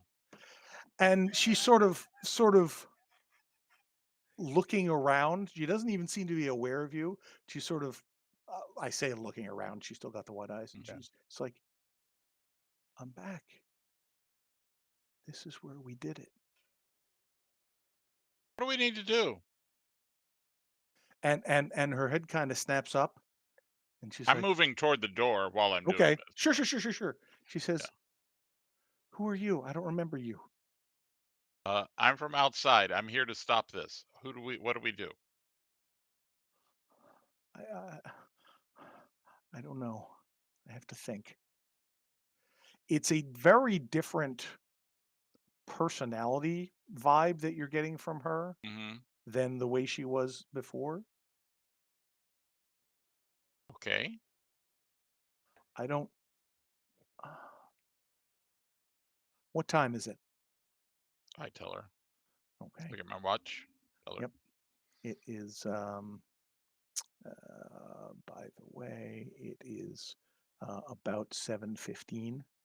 What time was it when we left the You other place? you came back. Oh wait, sorry. When When we looped out of the other place, about when what time? everything ended, it was about 10 p.m. Okay. Wow.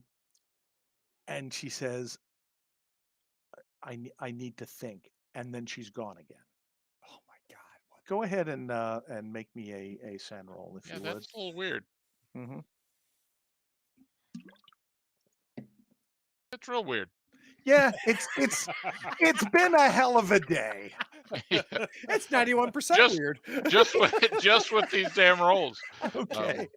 Yeah, so that's going to be 4 sanity for Yep. you. Yep, it is. And that is not below my new breaking point, which Excellent. yeah. And You're remind doing me, great. got 4 speaking more. of new breaking points, I need a new one too, Brian. I can't remember how you figure it Yes, out. you do. It is your current sanity minus your POW. Got it. Okay.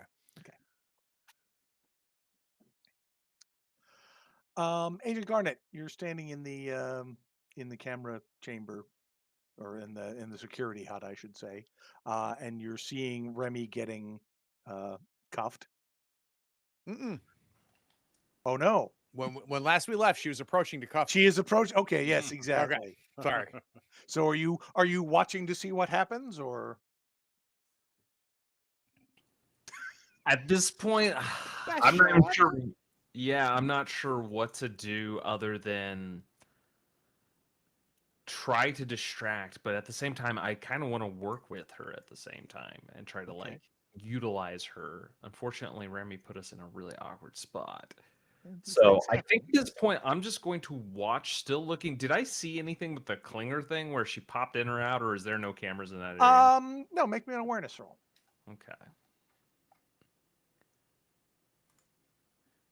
Of course, this is going to be one where I'm going to also take a bunch of sanity. No, you're gonna critical success doubles, low doubles. Don't need the low Gracious. doubles. But yeah, you're sort of watching what's going on with Remy, and then you sort of see moving on one of the other cameras. You look up, you see Porter coming in through the back door of the workshop, and just as he gets to the office, all of a sudden, this other figure is there. Now, because these are kind of shitty cameras, it's you don't get the same effect of her just kind of appearing. It's like maybe she just stepped into frame or whatever, but she's there. As soon as I would have seen her, I probably, before I even saw her vanish, I would have started booking it that way. Yeah. Okay. All right. So you're heading back that way. Dr. Hua, you have scanned this room completely. There's nobody else here. I'm going to head into that same door that I'm going to head out the building and into the door that I came out. All right. Sounds good. You head back over that way. And then, so Remy, as she approaches you with intent to cuff, I get the feeling that something unexpected may happen. I'm going to try to, as soon as an ankle is within reach, I'm going to try to grab an ankle and try to bring her down. Okay. So I imagine myself laying down, trying to be, super right, trying to look cooperative. Yep. And then as soon as she's within my reach, I'm going to try to grab her ankle and just yank it to try to destabilize her. Okay. Make me an unarmed combat roll. And there's part of me that wants to get cuffed. Oh, I know. Right, that wants to get taken away, but I just Craig, there's no kink shaming here. It's okay. Yeah, I'm trying to reprioritize here. So, unarmed. He's trying to Better at that than justify the shooting. roll he's about to make. God bless. I have not made a roll. No, sand rolls I've done okay. Yeah, that's true. That's true. All So right. I So reach for her ankle. you reach for her ankle and she just dodges back out of the way. You're not sure she was expecting it, but if she wasn't, her reflexes were really good. Yep. Put your hands behind your back, or so help me God, I will put a bullet in you. People are going to die. People have already died. More people are going to die. I am on your side. Well, let me put We've these already handcuffs seen on you, this and then you person. can This tell person me already about got. it. This person got shot, and if you cuff me, you have one less ally. I have people who told me that you were standing over the body with a smoking gun. There was one shot.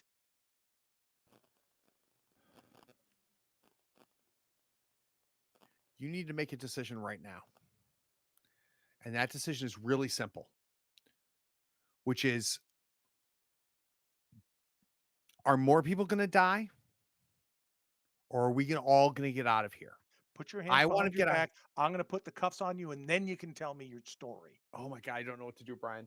Oh, Okay, well, we'll come back to you then. yeah, sorry. All right, so basically, Garnett, you come around the hall. So Agent Porter, she's gone again. Yeah. You're just kind of doing one of those blink things. I'm walking down the hall toward the computer. Okay, so he comes out of the door. You two see each other approaching. Yeah. Where is she? She's blinked out again. She has to go think. What the fuck does that mean? What do you mean she has to think? That's what she said. She Me time. She seems a little clearer right now. I'm still walking toward the computer room. Yeah, She's, walk and talk. She seemed a little more there, but she just came back and she said, "I'm alive." So she had the same experience we had, I think. And Okay. I'm so- Kind of walking. visualizing Garnett just like putting her head in the workshop and just kind of. yeah. And so she'll be back, I guess, once she's figured out what to do. We need to go Kill deal us with all. Yeah, that worked for us so well last time. Yeah, but sadly she wasn't there long enough for me to do anything about her. She just came in, we chatted for a moment, and she left. Shit. All right. What's the Remy situation? Do you know about that? I don't know, and I don't want to know. He shot somebody, I think, right? Awesome. Yeah. All right. Well, what are you doing? I'm we going to walk go through the deal with lab. the computer, I believe. We might want to shepherd everybody out of the computer room and maybe one of these smaller rooms, like this lounge or something over here. Sure. So that I can have free access to the computer and not have to deal with the fact that they're all going to hate me after I destroy it. I think we've ruined that already, but sure. Oh, I'll yeah. clear the room out. Okay. So once we get there, I'll start yelling, "Everybody, we have a shooter." As you've probably seen, we need everybody to get towards a safer location that we can close off. This area has too many windows and openings. If you would please follow me and kind of gesture towards them. Give me a persuasion roll. Seems entirely plausible. They are a little bit panicky right now, as you might imagine. Mm-hmm. Yes. But you have that very sort of calm, authoritative. I'm from the government. I'm here to help. Mm-hmm. And they're like, and they just sort of nod and start heading over this way. She sort of picks up her laptop and sort of unplugs the charger and takes it with her. Where are you taking them? I probably would take them to one of these offices that are enclosed and like it's easily I can see anybody coming in. It's like one door, one window. Yeah, exactly. so it's probably this first one here. The scientist's office is pretty close. Dr. Campbell comes out of her office as you're sort of leading everybody in here, and she says, "What's going on? I heard shots. I called. Follow me. We're getting everybody to a safe location. We're trying to assess the situation. We want everybody to be safe in a place where we can keep one entrance." Okay. She is not happy about it, but she follows you in here. You do notice that a couple of them are actually taking out cell phones now and starting to send text or make calls. Of course. Yeah, you miss Remy now, right? Captain, clear the phones. Where's Dr. Wah, our phone specialist? Yeah. He's just come back into the lab and he's like, Power. "Where is everybody?" Yeah. Everybody, I don't want to cause a panic. I don't want to. We have people on the way to come assess the situation. Please do not be contacting a lot of extra people. We don't need to get more people involved in this situation. We just want to keep a low imprint right now. I'm going to go out. If you hear gunshots, just lock the door, shove a door under one of your chairs underneath the door, like block it, whatever you need to do, just keep everybody safe. At this point, I'm assuming it's like there's nothing I can do about these phones. Probably not. Yeah. It's like you can see them sort of looking at you and nodding. Mhm. You know, So like, I will. apparently they're all using Blackberries. Oh. But And then- yeah, so you head back out. Yep, and head Yeah, and back. you hear towards them the lock border. the door behind you. Okay. Dr. Hua, you probably see this in the hall at this point. I was actually going to say, do I see what's going on back here with? I mean, if Remy? you get a little closer over there, you can see that this security guard is holding Remy at gunpoint. I He's think kind he would be my first priority here, not Okay. walking into that door. I would be slowly sneaking up behind, assessing the situation, and ultimately realizing I need to choke this security guard out. Okay. Or use your Yeah, go taser. ahead and make me an I am sneaky roll. All right, alphabetically, I'll go to the Stealth? eyes. Oh. I mean, I'm rushing at her as Yeah, fast as I can. Oh, so you're not. Yeah. No, I'm joking. I have a stat of 10. Okay, well, give it plus 20 because she's obviously focused on Remy right now. I I'm a didn't huge put star. plus 20, Well, but it's all right. Oh, well, you still rolled a 55, so it wouldn't help. It's a Excellent. fumble. So you're She's kind the of come best along cop this ever. way. You're making time along. She's gonna get a medal out of this if the world still exists. And sort of like you're getting right to about here. You're kind of coming around the backup generator, and then your eye falls on Dr. Takagawa, and you've been in some difficult and weird situations, but this is the first time you've had a good close look at somebody with, basically half of their head blown off. And you just kind of let out this little and she immediately kind of swings over, takes a step back to try and cover both you and Remy. So Remy, have you concluded what you want to do here? There is a new element now involved with the doctor coming in, and I am going to succumb. So I will do exactly what she tells me to do, and I will not fight or disrupt or anything. So if she wants me to put my hands behind my back, they go behind my back. Okay. And I would let her cuff me. Okay. So she looks over at Dr. Hua. She's like, "What are you doing?" I heard the noise. I heard the noise. Is he okay? He doesn't look okay.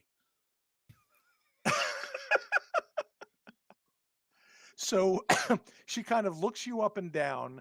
You're not obviously armed. You certainly don't appear to be a combatant of any kind. So she just kind of waves the gun in the direction of the back door and says, "Get inside."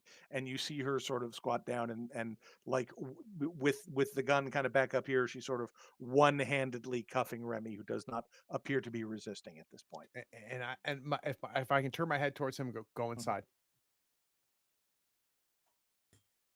I don't want to. Okay. You don't have to do what he says. He's not the boss of you. I am not. Fuck it. I'm gonna tackle this security guard. Okay. The adventure continues. All right. Give me an I'm winning unarmed something. combat. No fumbles, Nick. Oh. Oh no. Yeah, so basically, she hears him say go inside, and apparently in her head, she thought that you were going to do what he told her. So she kind of shifts her focus back down to do this and does not at all see you coming. And you just basically tackle her off of him. The With all- gun goes flying off into the grass somewhere. With all 17 pounds of you. And I'm just trying to play the limp noodle game, like just try to stay on top of her. Remy, cover. I see that the gun's gone, Uh-huh. and I'm There's gonna just head sort of a to. flailing mass of limbs over there. I'm gonna head towards the gun. I Uh-huh. grabbed my gun, right, which I Okay. had set down. I Yep, grabbed my yep. gun. I head towards the gun, and just hope that the doc can keep her down long enough for me to get both guns. All right. Yeah. Doc? I'd actually like to attempt to choke her so we don't have to worry about it. Just get her knocked out in some way, shape, or form. See if I can choke her out. All right. Well, she's certainly going to resist. So you give me an unarmed combat roll, and I will give her one, and we'll see what happens. Just kidding. Yeah. So you're like, all right, I remember this. There's a thing you do with the arm, and all of a sudden there's an elbow in your jaw, Yeah. and you just bap, and you're not injured, but you are sort of rolled off of her. Okay.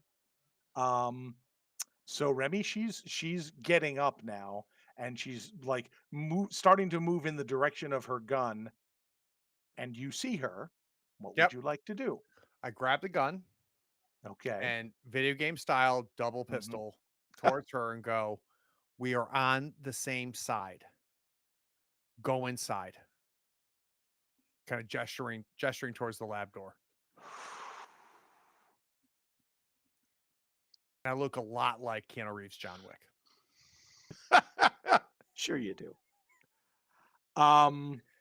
With my 20% firearms. Indeed. Yeah, you're holding them both sideways, of course, because that looks cooler. But she knows when she is outgunned, so she doesn't say anything. She just sort of backs towards the door and comes in. You okay, Doc? What the? My jaw hurts, but yeah, I'm all right. I'm all I owe right. you. Okay. So she comes in.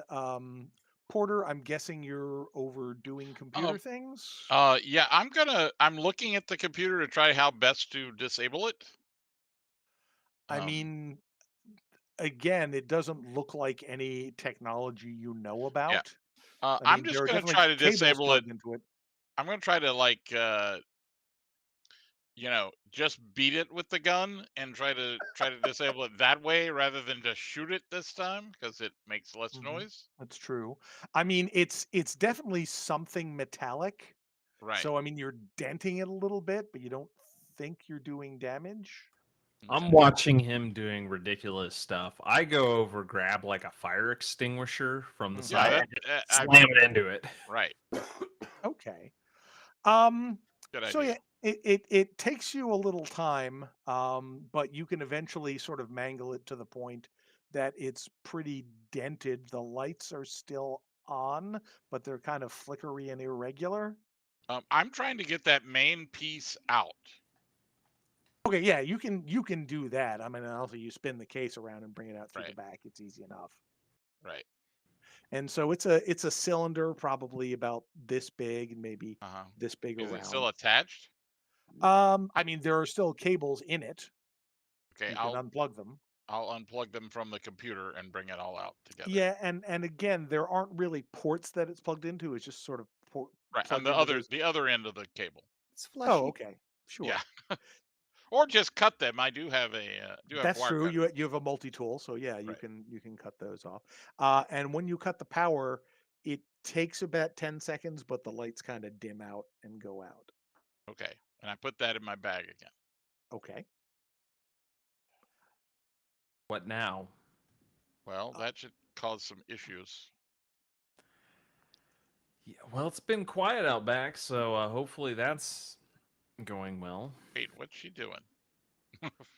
Well, I guess I see the security yeah, guard come in. she comes in, like backs up kind of like this, and then she looks over at you and is like, "Get out, call the cops." I kind of look at her. I'm like, what's going on? And then you see Remy two-gun Remy Beaumont coming through. I just sigh and look at him. I'm like, what the fuck are you doing? With the Is the gun computer side. down? Yeah, the Yeah. computer's dead. Here's where we are. Super sick guy dead. Computer's out. What else has changed? Have we seen her? Yeah. And She said she had to think about what to do. And And she apparently went back panicked. away. The first time we saw her was at that front door. now You we think she saw her come in the where? exact- Where'd you see her, Porter? In the room at the other end of the building. But she was only there for just a second. She was much clearer. She wasn't she didn't look crazy. What did she say? She clearly had been where we were before. She came back. And I said, "What do we need to do?" And she said, "I need to think about it." And then she blipped out. She didn't give you anything else. Nope, that's pretty much it. As far as I remember. What else can we change? She said in the last time, the second, whatever the hell iteration, I guess, that everybody needs to forget about them, and that will Right. make them forget about us. So I'm guessing her line of thinking has something to do with that. Can we cuff this lady or something? Because, I mean, as nice as she may be, she currently is dangerous to us. What are you? I get the people key. I talking take about? it the one off of Remy that's still on Mhm. his hand, The one arm. and then I go. Yeah, and I- exactly. yeah. Ma'am, it is really hard to explain. We're really here to try to save everybody. There's a Uh-huh. lot of weird stuff going on. Really? Yeah, You think? really. Worse than you think. A lot worse. Lot. Where's the other security guard, guys? Remember the other one? This is our third time here, at least, to do this. So, He is out front, just to let you know. probably calling backup. The key thing is we don't care about that as much as we care about stopping this event, Yes. which means everybody's got to. Should we start with everybody being unconscious rather than dead? That's a better starting point. Yeah. So you guys watched Remy go from "you're a dumb son of a bitch" face. Like those words were leaving my Yeah. mouth, and I was like, "Oh, Yeah. Wait a minute. now you're in charge." And- one of and I us, hit- one and of I us take one of thinks my- he's in charge no matter what. I take one of my pistols and I cold cock her to prove that I understand what he's saying. Okay. That one didn't know anything, but okay. Yeah, I mean, she makes an attempt to dodge, but she's not in a position. There's like 4 of you, and she's handcuffed, so I'm not going to make you roll for it. Where are the It rest may of them? take a couple tries, but you get them knocked out. Okay. Locked in a room right over there. Do we have a better way to do this than to go in and swing in guns at them? Because there's almost as many of them as there are of us. It's a lab. Dr. Hua It's is a chemist. I'm sure he's got some sort of long word thing that he can make to just throw in there and knock them all out. An anesthetic, a smoke bomb, something like that. Yeah. Yeah, all you need is a chemical lab and some supplies. Yeah, that's not going to work. Yeah, well, the lasers Well- are cooled with something, which I'm hoping might be liquid nitrogen. Look at John Spice pulling the the- science out. It's what I do. I'll seal the window. Or helium or something. But I'll seal the window. You guys take care of the door. At this point, you start hearing what sounds like several people screaming and shouting That's bad. from down the the hall. computer is off. And oh, yeah, while we do this, I'm going to go over to the computer speakers and beat them down off the walls. Okay, Yank them out. easy enough. Because I'm gonna hit- they made bad noises before. It made my head hurt.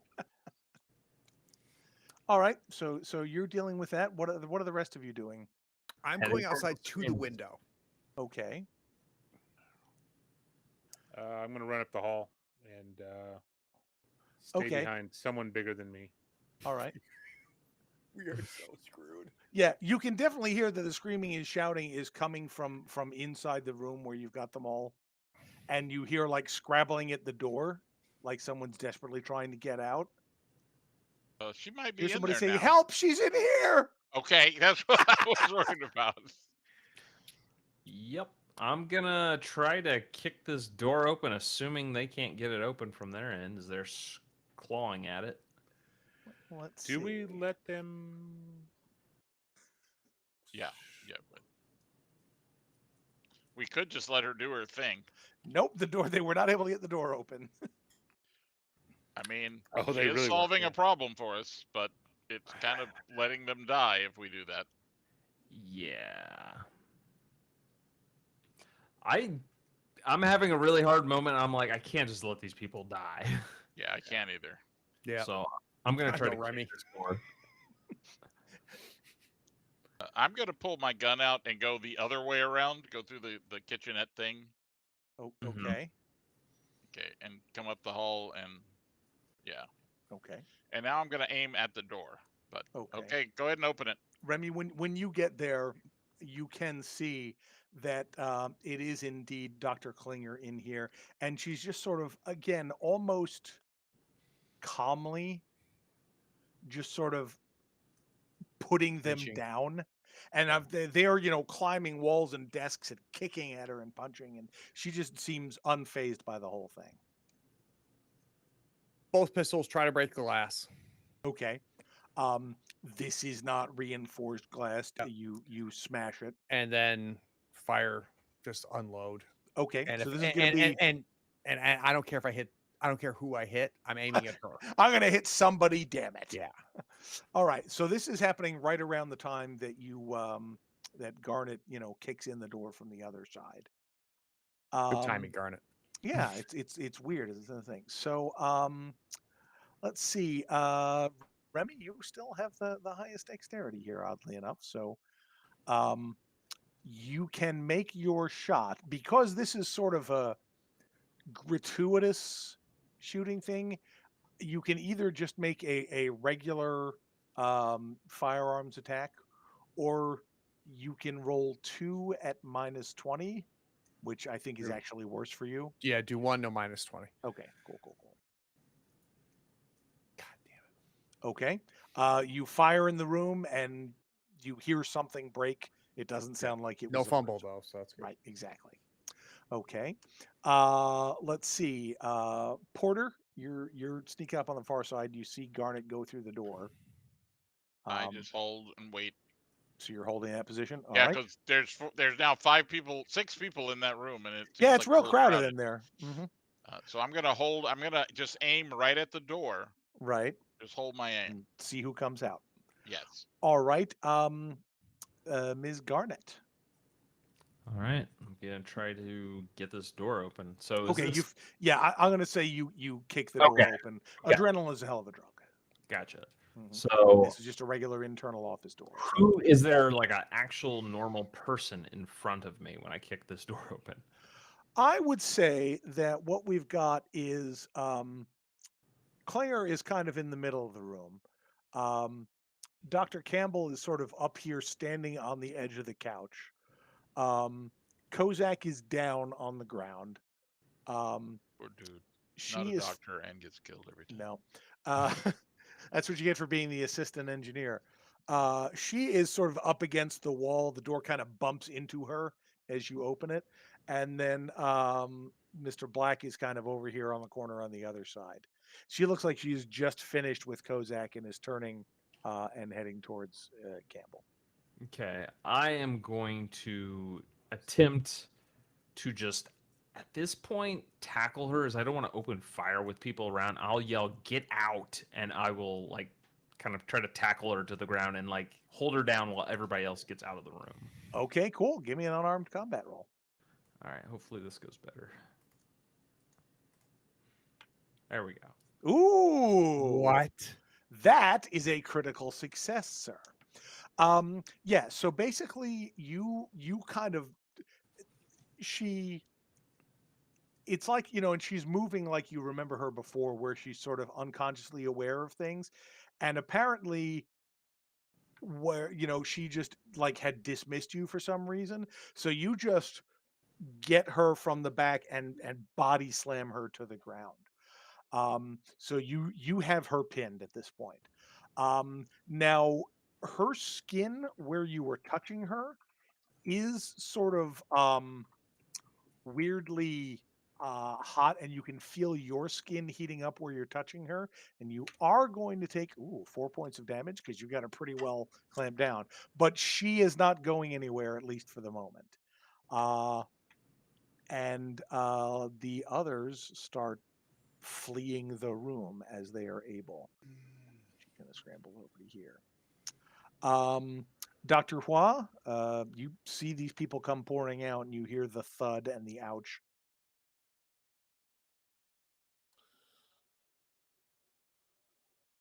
I'm going to pull out my pistol and try to point blank while this thing's on the ground. Cleaner's on the ground. Okay, so you're going to kind of swim upstream against the people who are running out of the room and try and put her that's the down? only thing I could try to do at this point. Yeah. Okay. Go ahead and make me a firearms roll. All right. God, we suck at shooting. Why do we keep doing this? Okay. Because I mean, you're pretty careful. You don't want to hit Garnett, and there's Yep. still a fair bit of rolling around, so the shot just goes a little bit wide.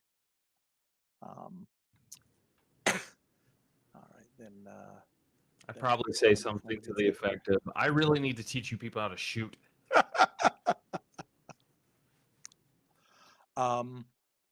And so now we have circled back around to Remy. You see this. She's like a little out of your line of sight right now because she's got Garnett on top of her. So the first thing, obviously, I'm seeing, great job, Garnet. That's what we expect. The doc doing what I've been trying to do. This is not what we do. And I have a guttural reaction to them leaving the room. Like, maybe that's not good. And then I'm going to say the quiet part out loud.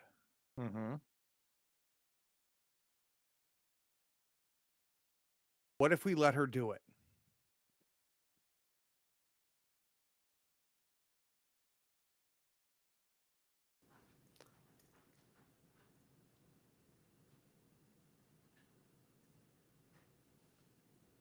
We can't. What if we walk away? So while this is going on, she is still kind of flailing around trying to get a hand on you.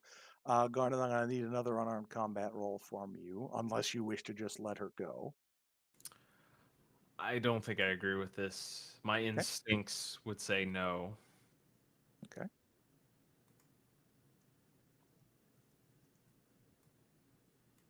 She's obviously coming from a bad angle here. Yeah, you're able to keep her pinned.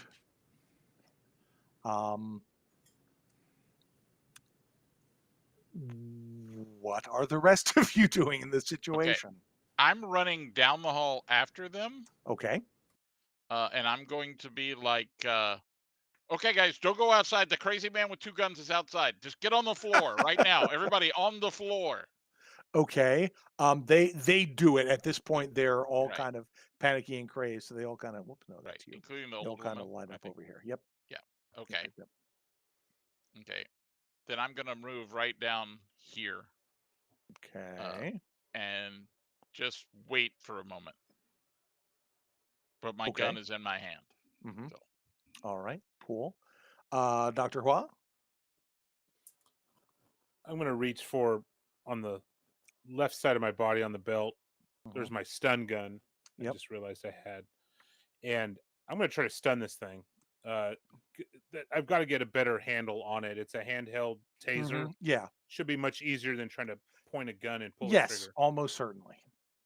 So yeah, looks give me like an unarmed combat roll. I think actually Unarmed, that's on your weapons, on your character sheet. Can I roll it from the weapon? You should Yes, be I able can. to. All right, cool. No, it didn't work. I'll just do it unarmed. Yeah, it's functionally the same thing. Good. There you go. All right. Yes, and let me see. I made a note here of the stats on that. So she kind of, jerks and spazzes a little bit, as you might imagine. Da-da-da-da.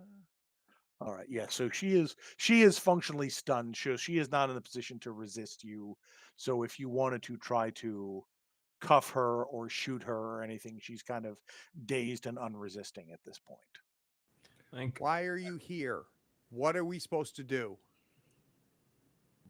If she hears you, she's not making any coherent sounds at the moment. Fair. She just got tased. I will cuff her, and then we will, start asking questions. Okay. So you're able to get her cuffed. And so she sort of recovers in a few minutes, or a few moments.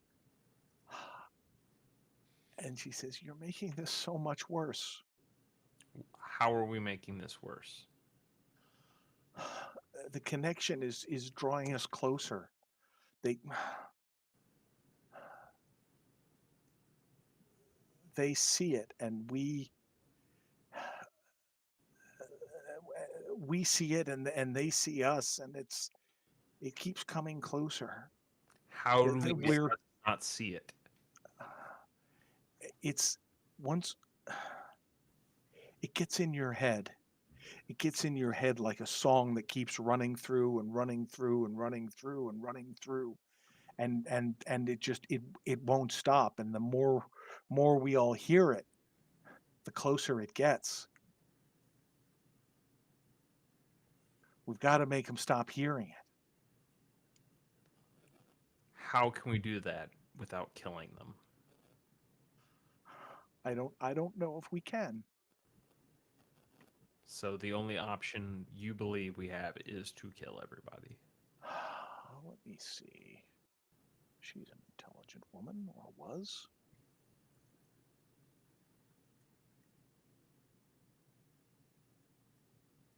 But she's had a little bit of a hard day. She's like, maybe if they were unconscious, I don't know. It might not be enough. We don't have a lot of time. It's getting so close. Remy's gone. You look in the window, and Remy's gone. Bring the taser. Fine, we'll knock them out. Okay.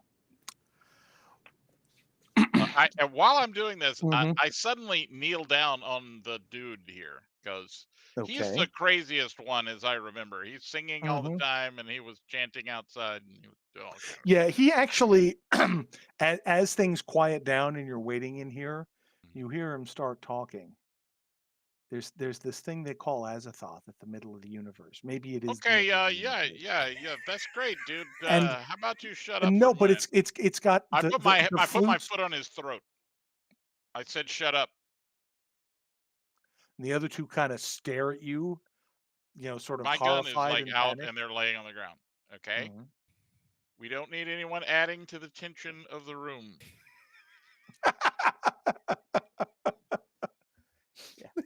Read the room, Phil. All right. So what I'm hearing is the plan is that you are going to go in and render all of these people unconscious. Yes. Okay. I'm not going to roll this out. They resist when they start seeing it happen. Yeah. But you are, despite all evidence to the contrary, competent agents. You have guns, you have tasers, you have them outnumbered. So it takes a few minutes.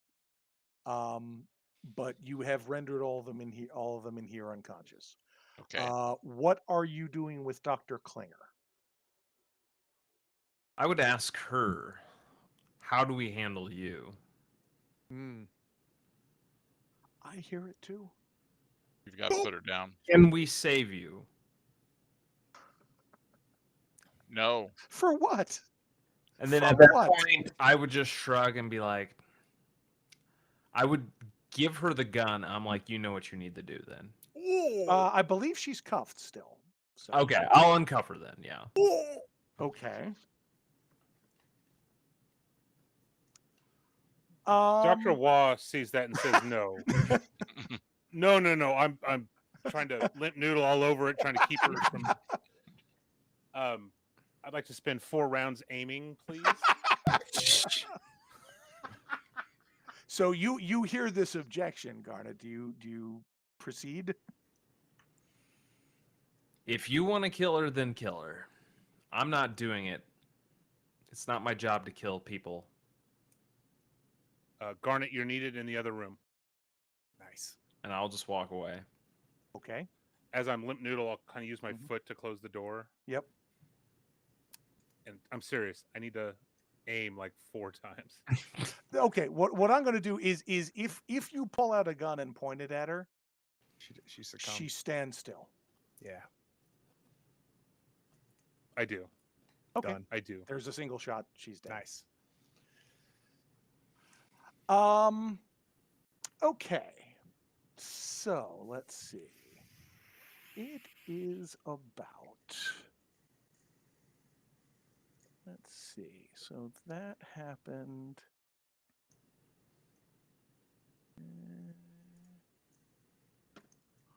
All right. So it's a little after 9 o'clock by the time all of this has gotten sorted out. We still got an hour. By the way, I'm assuming I still have the taser because I If you were the last one that was holding it, yes. right. Okay. So right now, you are hearing sirens out from the direction of the front gate. Mhm. But right now, the only conscious people in this building are the 4 of you. What about us? I I walk remember. up after Dr. Wah shoots her. I walk Mhm. up behind him and give him the taser right in the back. Okay. Okay. My own taser. Should have picked that shit up. Yeah. Et Well, the tu, battery's gonna Brute? die any time now, so Yeah. So basically, Dr. Hua, make me a con roll, if you would.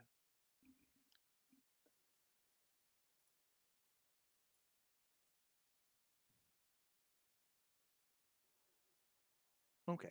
So he is stunned. I mean, it's only kind of a momentary thing. right. I just keep going. Okay. I Just mean, sort it's of the same hold thing it. we did with the people hold it down. outside, right? And then Well, Or I cold no. cock him. The taser is not a thing to render people unconscious. Okay, I cold cock him then. Okay. After what are you doing to me? All Just right. go with it. So here's the question, I guess, is are we going to make this into a PvP series of unarmed combat Keystone Cop rolls? No. Does everybody would all our characters agree that we're next, right? That one of Oh, yeah. us. It's the Okay. last Yeah. one that has to answer the question. Yeah. And I will make it clear it's me. You were the one who's gonna go up on charges if we all Yep. end up here. So Fine. if we can get the 3 of them unconscious, That's fine. So here's a situation, Brian. I don't know how you want to handle this. Mhm. I think in this respect, Remy is more competent than I am. Sure. Does Remy know how to knock himself out with the tools available, or does Remy have to be more drastic? I would say, having talked to a couple EMTs that I know, that it's almost certain that you would, in your medical kit, have a fast acting or relatively fast acting sedative that you could give yourself. And that's once That's I know honestly probably what you're using on these guys because it's the Got it. safest and most reliable way. But you have enough. so we see me needle and finish the syringe into myself. Okay. And there is a long sort of steady cam shot of this room with all of these people slumped on the floor. And then, it does a long dolly cam. We pan out back from the building. We see Dr. Takagawa laying in a pool of blood outside the back door. We see a ring of fire trucks and ambulances and police and SWAT, sort of encircling the block. You see Officer Gonzalez, frantically trying to reach somebody on the phone while directing people around. The SWAT team's getting queued up to open up the front door. And then you see all of the people out front kind of start to look up, and we hear that incredible low sub bass hum coming from everywhere and pulsing.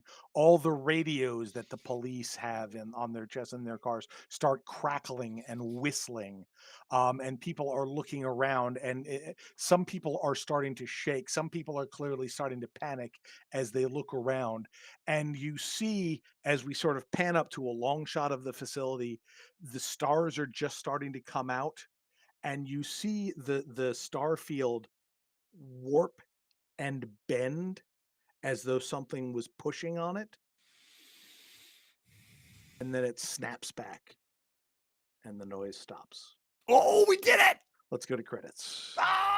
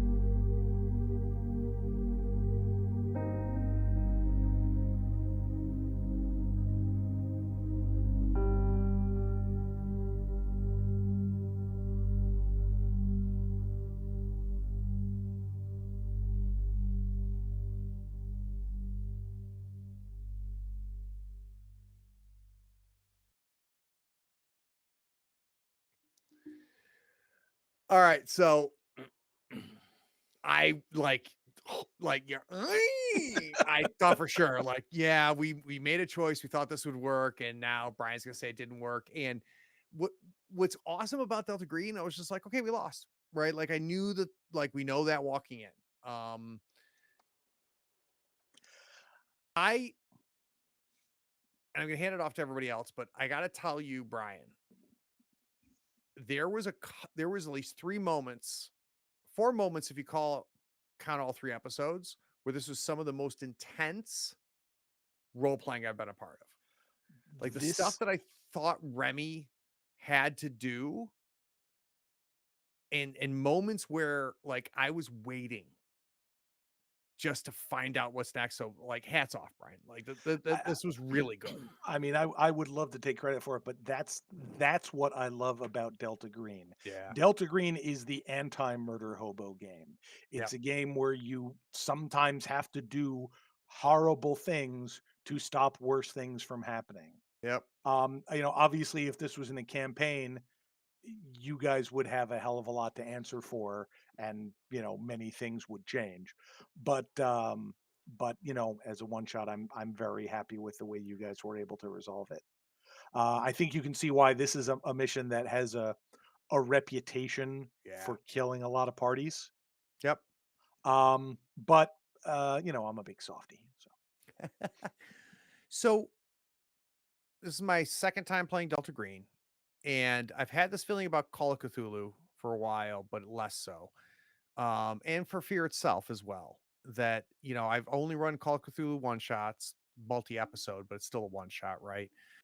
Same with Fear itself. I'm about to run it again on Sunday. I feel like it's even more so with Delta Green that we're missing a piece of this by not doing it as a campaign, because even more than anything with Delta Green, with the bonds and how you have the downtime in Delta Green, like we're done, right? We're not going to pay for Remy. Remy doesn't exist anymore, right? Like I think there's some really interesting things to play this again with these same characters and see what happens. And that's not taken away with what we just did, but for those of you watching, I think, and I don't know this because I've never done a Delta Green campaign, but I think campaign is a big deal, and a campaign could be Impossible Landscapes, right? Because that's a freaking campaign. That's Um, that's a whole goddamn thing. I mean, I love yeah, it. Yeah. but I don't know. What are your thoughts, Brian? You're more familiar with the system than I am. I mean, there is a great section I'm trying to find in either the Handler's Guide or one of the books that basically is Delta Green is not a game about fighting monsters. Yeah. Delta Green is a game about the end of humanity and how far you're willing to go to push it back just a tiny bit more. And like you say, when you've got the full campaign mode, when you decide, is it worth sacrificing not only yourself or your teammates, but your marriage, your Yep. relationship with your kids? How much are you willing to give up to give the world a couple more days? It's when you get the right people who are willing to embrace that, it's like you said, some of the most intense role playing you can get. So, Nick, you've played Call of Cthulhu, you've played Delta Green now, you've played Fear Itself, you've played a lot of horror games. Where does this fit? Like, and not like ranking, right? But like, No, no, in no. the- I'm considering myself personally judged right now. but no, where does No. it fit? Like, where does it fit in the genre? If that makes any sense. I would really like to see this as a campaign with more. What happens to my character after this? How does it affect my character and going forward? You know, Fear Itself was more. I treated that more as a one shot, and it felt like a one shot. Call of Cthulhu was that one-on-one thing that we did, and it closed out and ended. This seems like it could go wildly long, and really, your character can evolve on so many levels, and it'd be amazing to explore that and experience that. Um, but yeah, this is one hell of a ride, and I love this genre as a whole, and the decisions that you make, um, and the stress. Just we had so much fun failing, Yeah. and how shitty that it meant for our characters, but that meant that it got more unique and more tense, and it created that build. So two things, John. One, can't wait for you to come back and play again because I really enjoyed playing with you. This is the first time that I've really met John. And he's a friend of Brian's, and John, I would love for you to have come. Like, you were wonderful to play with. I get the impression that you have played RPGs with Brian before. A lot. A little bit, yeah. Many for years. So Matter of fact, he ran a Trail of Cthulhu for us that was nice. ridiculously awesome. What was that one, Brian? The Eternal Lies. That is Yeah. one of my favorite Cthulhu genre campaigns. If you have never played that, that is a great campaign, and it's a full campaign. So, John, what do you think is something unique about Brian as a keeper and as a GM or a signature? Like, what is it? What is it as somebody who has more experience than anybody else playing with Brian? Well, first of all, he knows how to keep motion going. Yeah. You know, it was, and I felt like everybody was treated very fairly. There wasn't here's the spotlight character, and everybody else is kind of doing their thing in the background, which some GMs can do. That is one of my pet peeves as a player and a watcher, Yeah. so I try very hard not to do that. Right. And but the way that you just keep the campaign moving and going, you know, everybody had a turn, everybody did a thing, and you just kind of had a circle that you went around and around and around to keep us all moving, even though we did the worst thing we could do to you, and that was go to 4 different places. Yeah. But you know, but he's also, I mean, he's just everything he does is really good. It's really fun to play with him all the time, no matter what the campaign is. Thank you, John. What I love about playing with Brian is Brian buys in.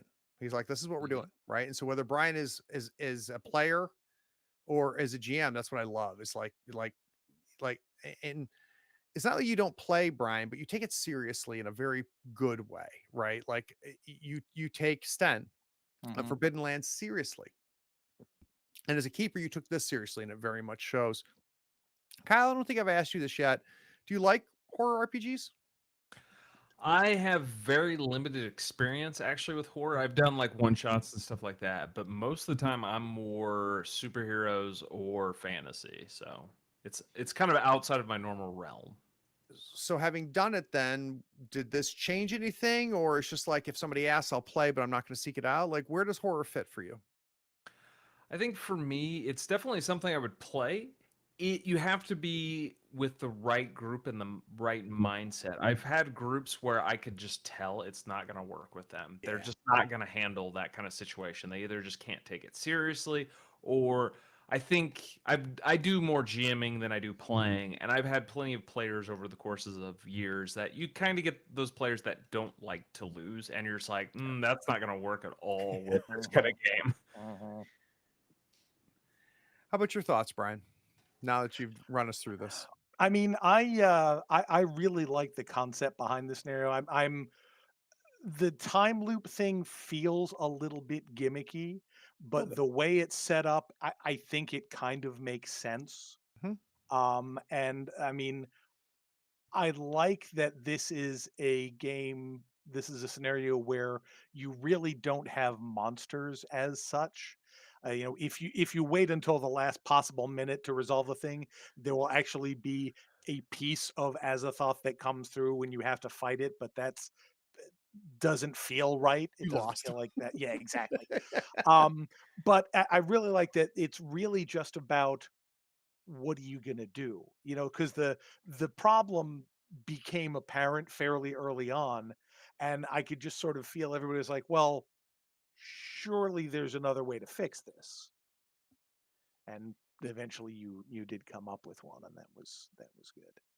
I mean, any questions about sort of what was really happening or any of that, or do we want to leave Okay, it a how mystery? important was the computer, and how important was the the laser array, and Yeah, was this so a time loop, or was this a alternate realities loop, or what the hell was going on? It's not entirely clear. The way it's written suggests that it's sort of alternate realities.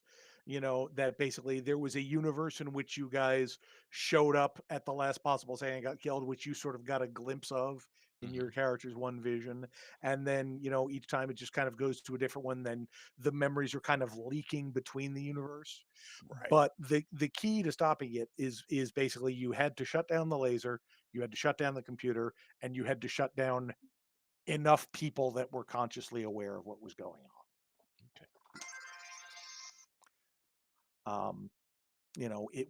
And basically what was going on, if you guys had pursued it a little earlier, and I think I mentioned it in passing, um, everybody you talk to at the facility thinks, oh yeah, Dr. Klinger's around somewhere. No one has seen her since the power went out this afternoon.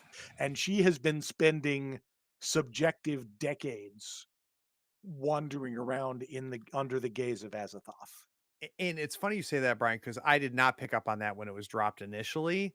But when she blinked and you mentioned the old clothing, I went, oh, and then I remembered those crumbs you dropped earlier. So nice. Okay. Well, I'm glad it came around. All right, quick plugs. I know at least two people that need to do some plugs. We'll start with you, Kyle. So check out Coyote's Den. That's my podcast. We'll also have YouTube content. So if we're doing a lot of war games and RPGs, so just give it a check. Can you spell it for him? It is KHYODEE, and then just Den. Excellent. Brian, I want more Brian. Where do I go? Well, at this rate, you hang around Third Floor Wars because I just show up like a bad penny around here pretty often. But if you don't want to see me, which I can't blame you for, you can hear me and a couple of my good friends talking about board games on our monthly podcast, The Ascent of Board Games, ASCENT. You can find us at theascentofboardgames.com or on your favorite podcatching device. We talk about board games and make fun of each other. It's really good. It's really, really good. John, I don't know if you have something of your own to plug or if there's something that is under listened or watched. So is there some small creators out there that are putting out some good stuff that more people need to be paying attention to? I'm just catching up on all your old stuff, really. It's I just finished watching the whole gosh, what was it called? It's not Dead Space. It's Mothership. Mothership. Mothership. Yes, I finished watching Mothership last week. Uh, I watched the whole thing in like 3 days. Wow. Yeah, it was a little much. That's a lot of Craig and Nick. Yeah, which are the best parts. Of course. So, but Well, that's good. How all I about got. all right, thank you. That was very nice of you, Nick. two things: support your content creators, and my God, couple of Drakes are putting out some fantastic stuff right They now. so are. They got that Dead Belt Kickstarter going on right now. Check it out, guys. That couple is amazing. They do some great things, and excited to get a few of their games to the table. So Yeah, and I'll build off that plug. So later this week, early into next week, you can hear my second interview with them. They were one of the first RPG creators that I interviewed. We recorded day before yesterday.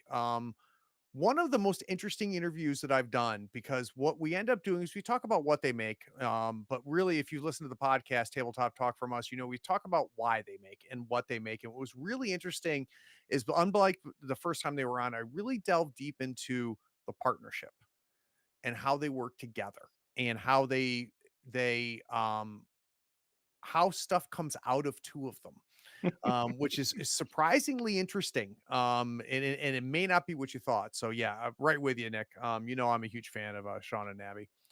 yeah, All right, you right now, much like John, binge watched this, and you watched all 3 episodes, and I appreciate you doing that. So everybody, take care. Thanks all. See you later.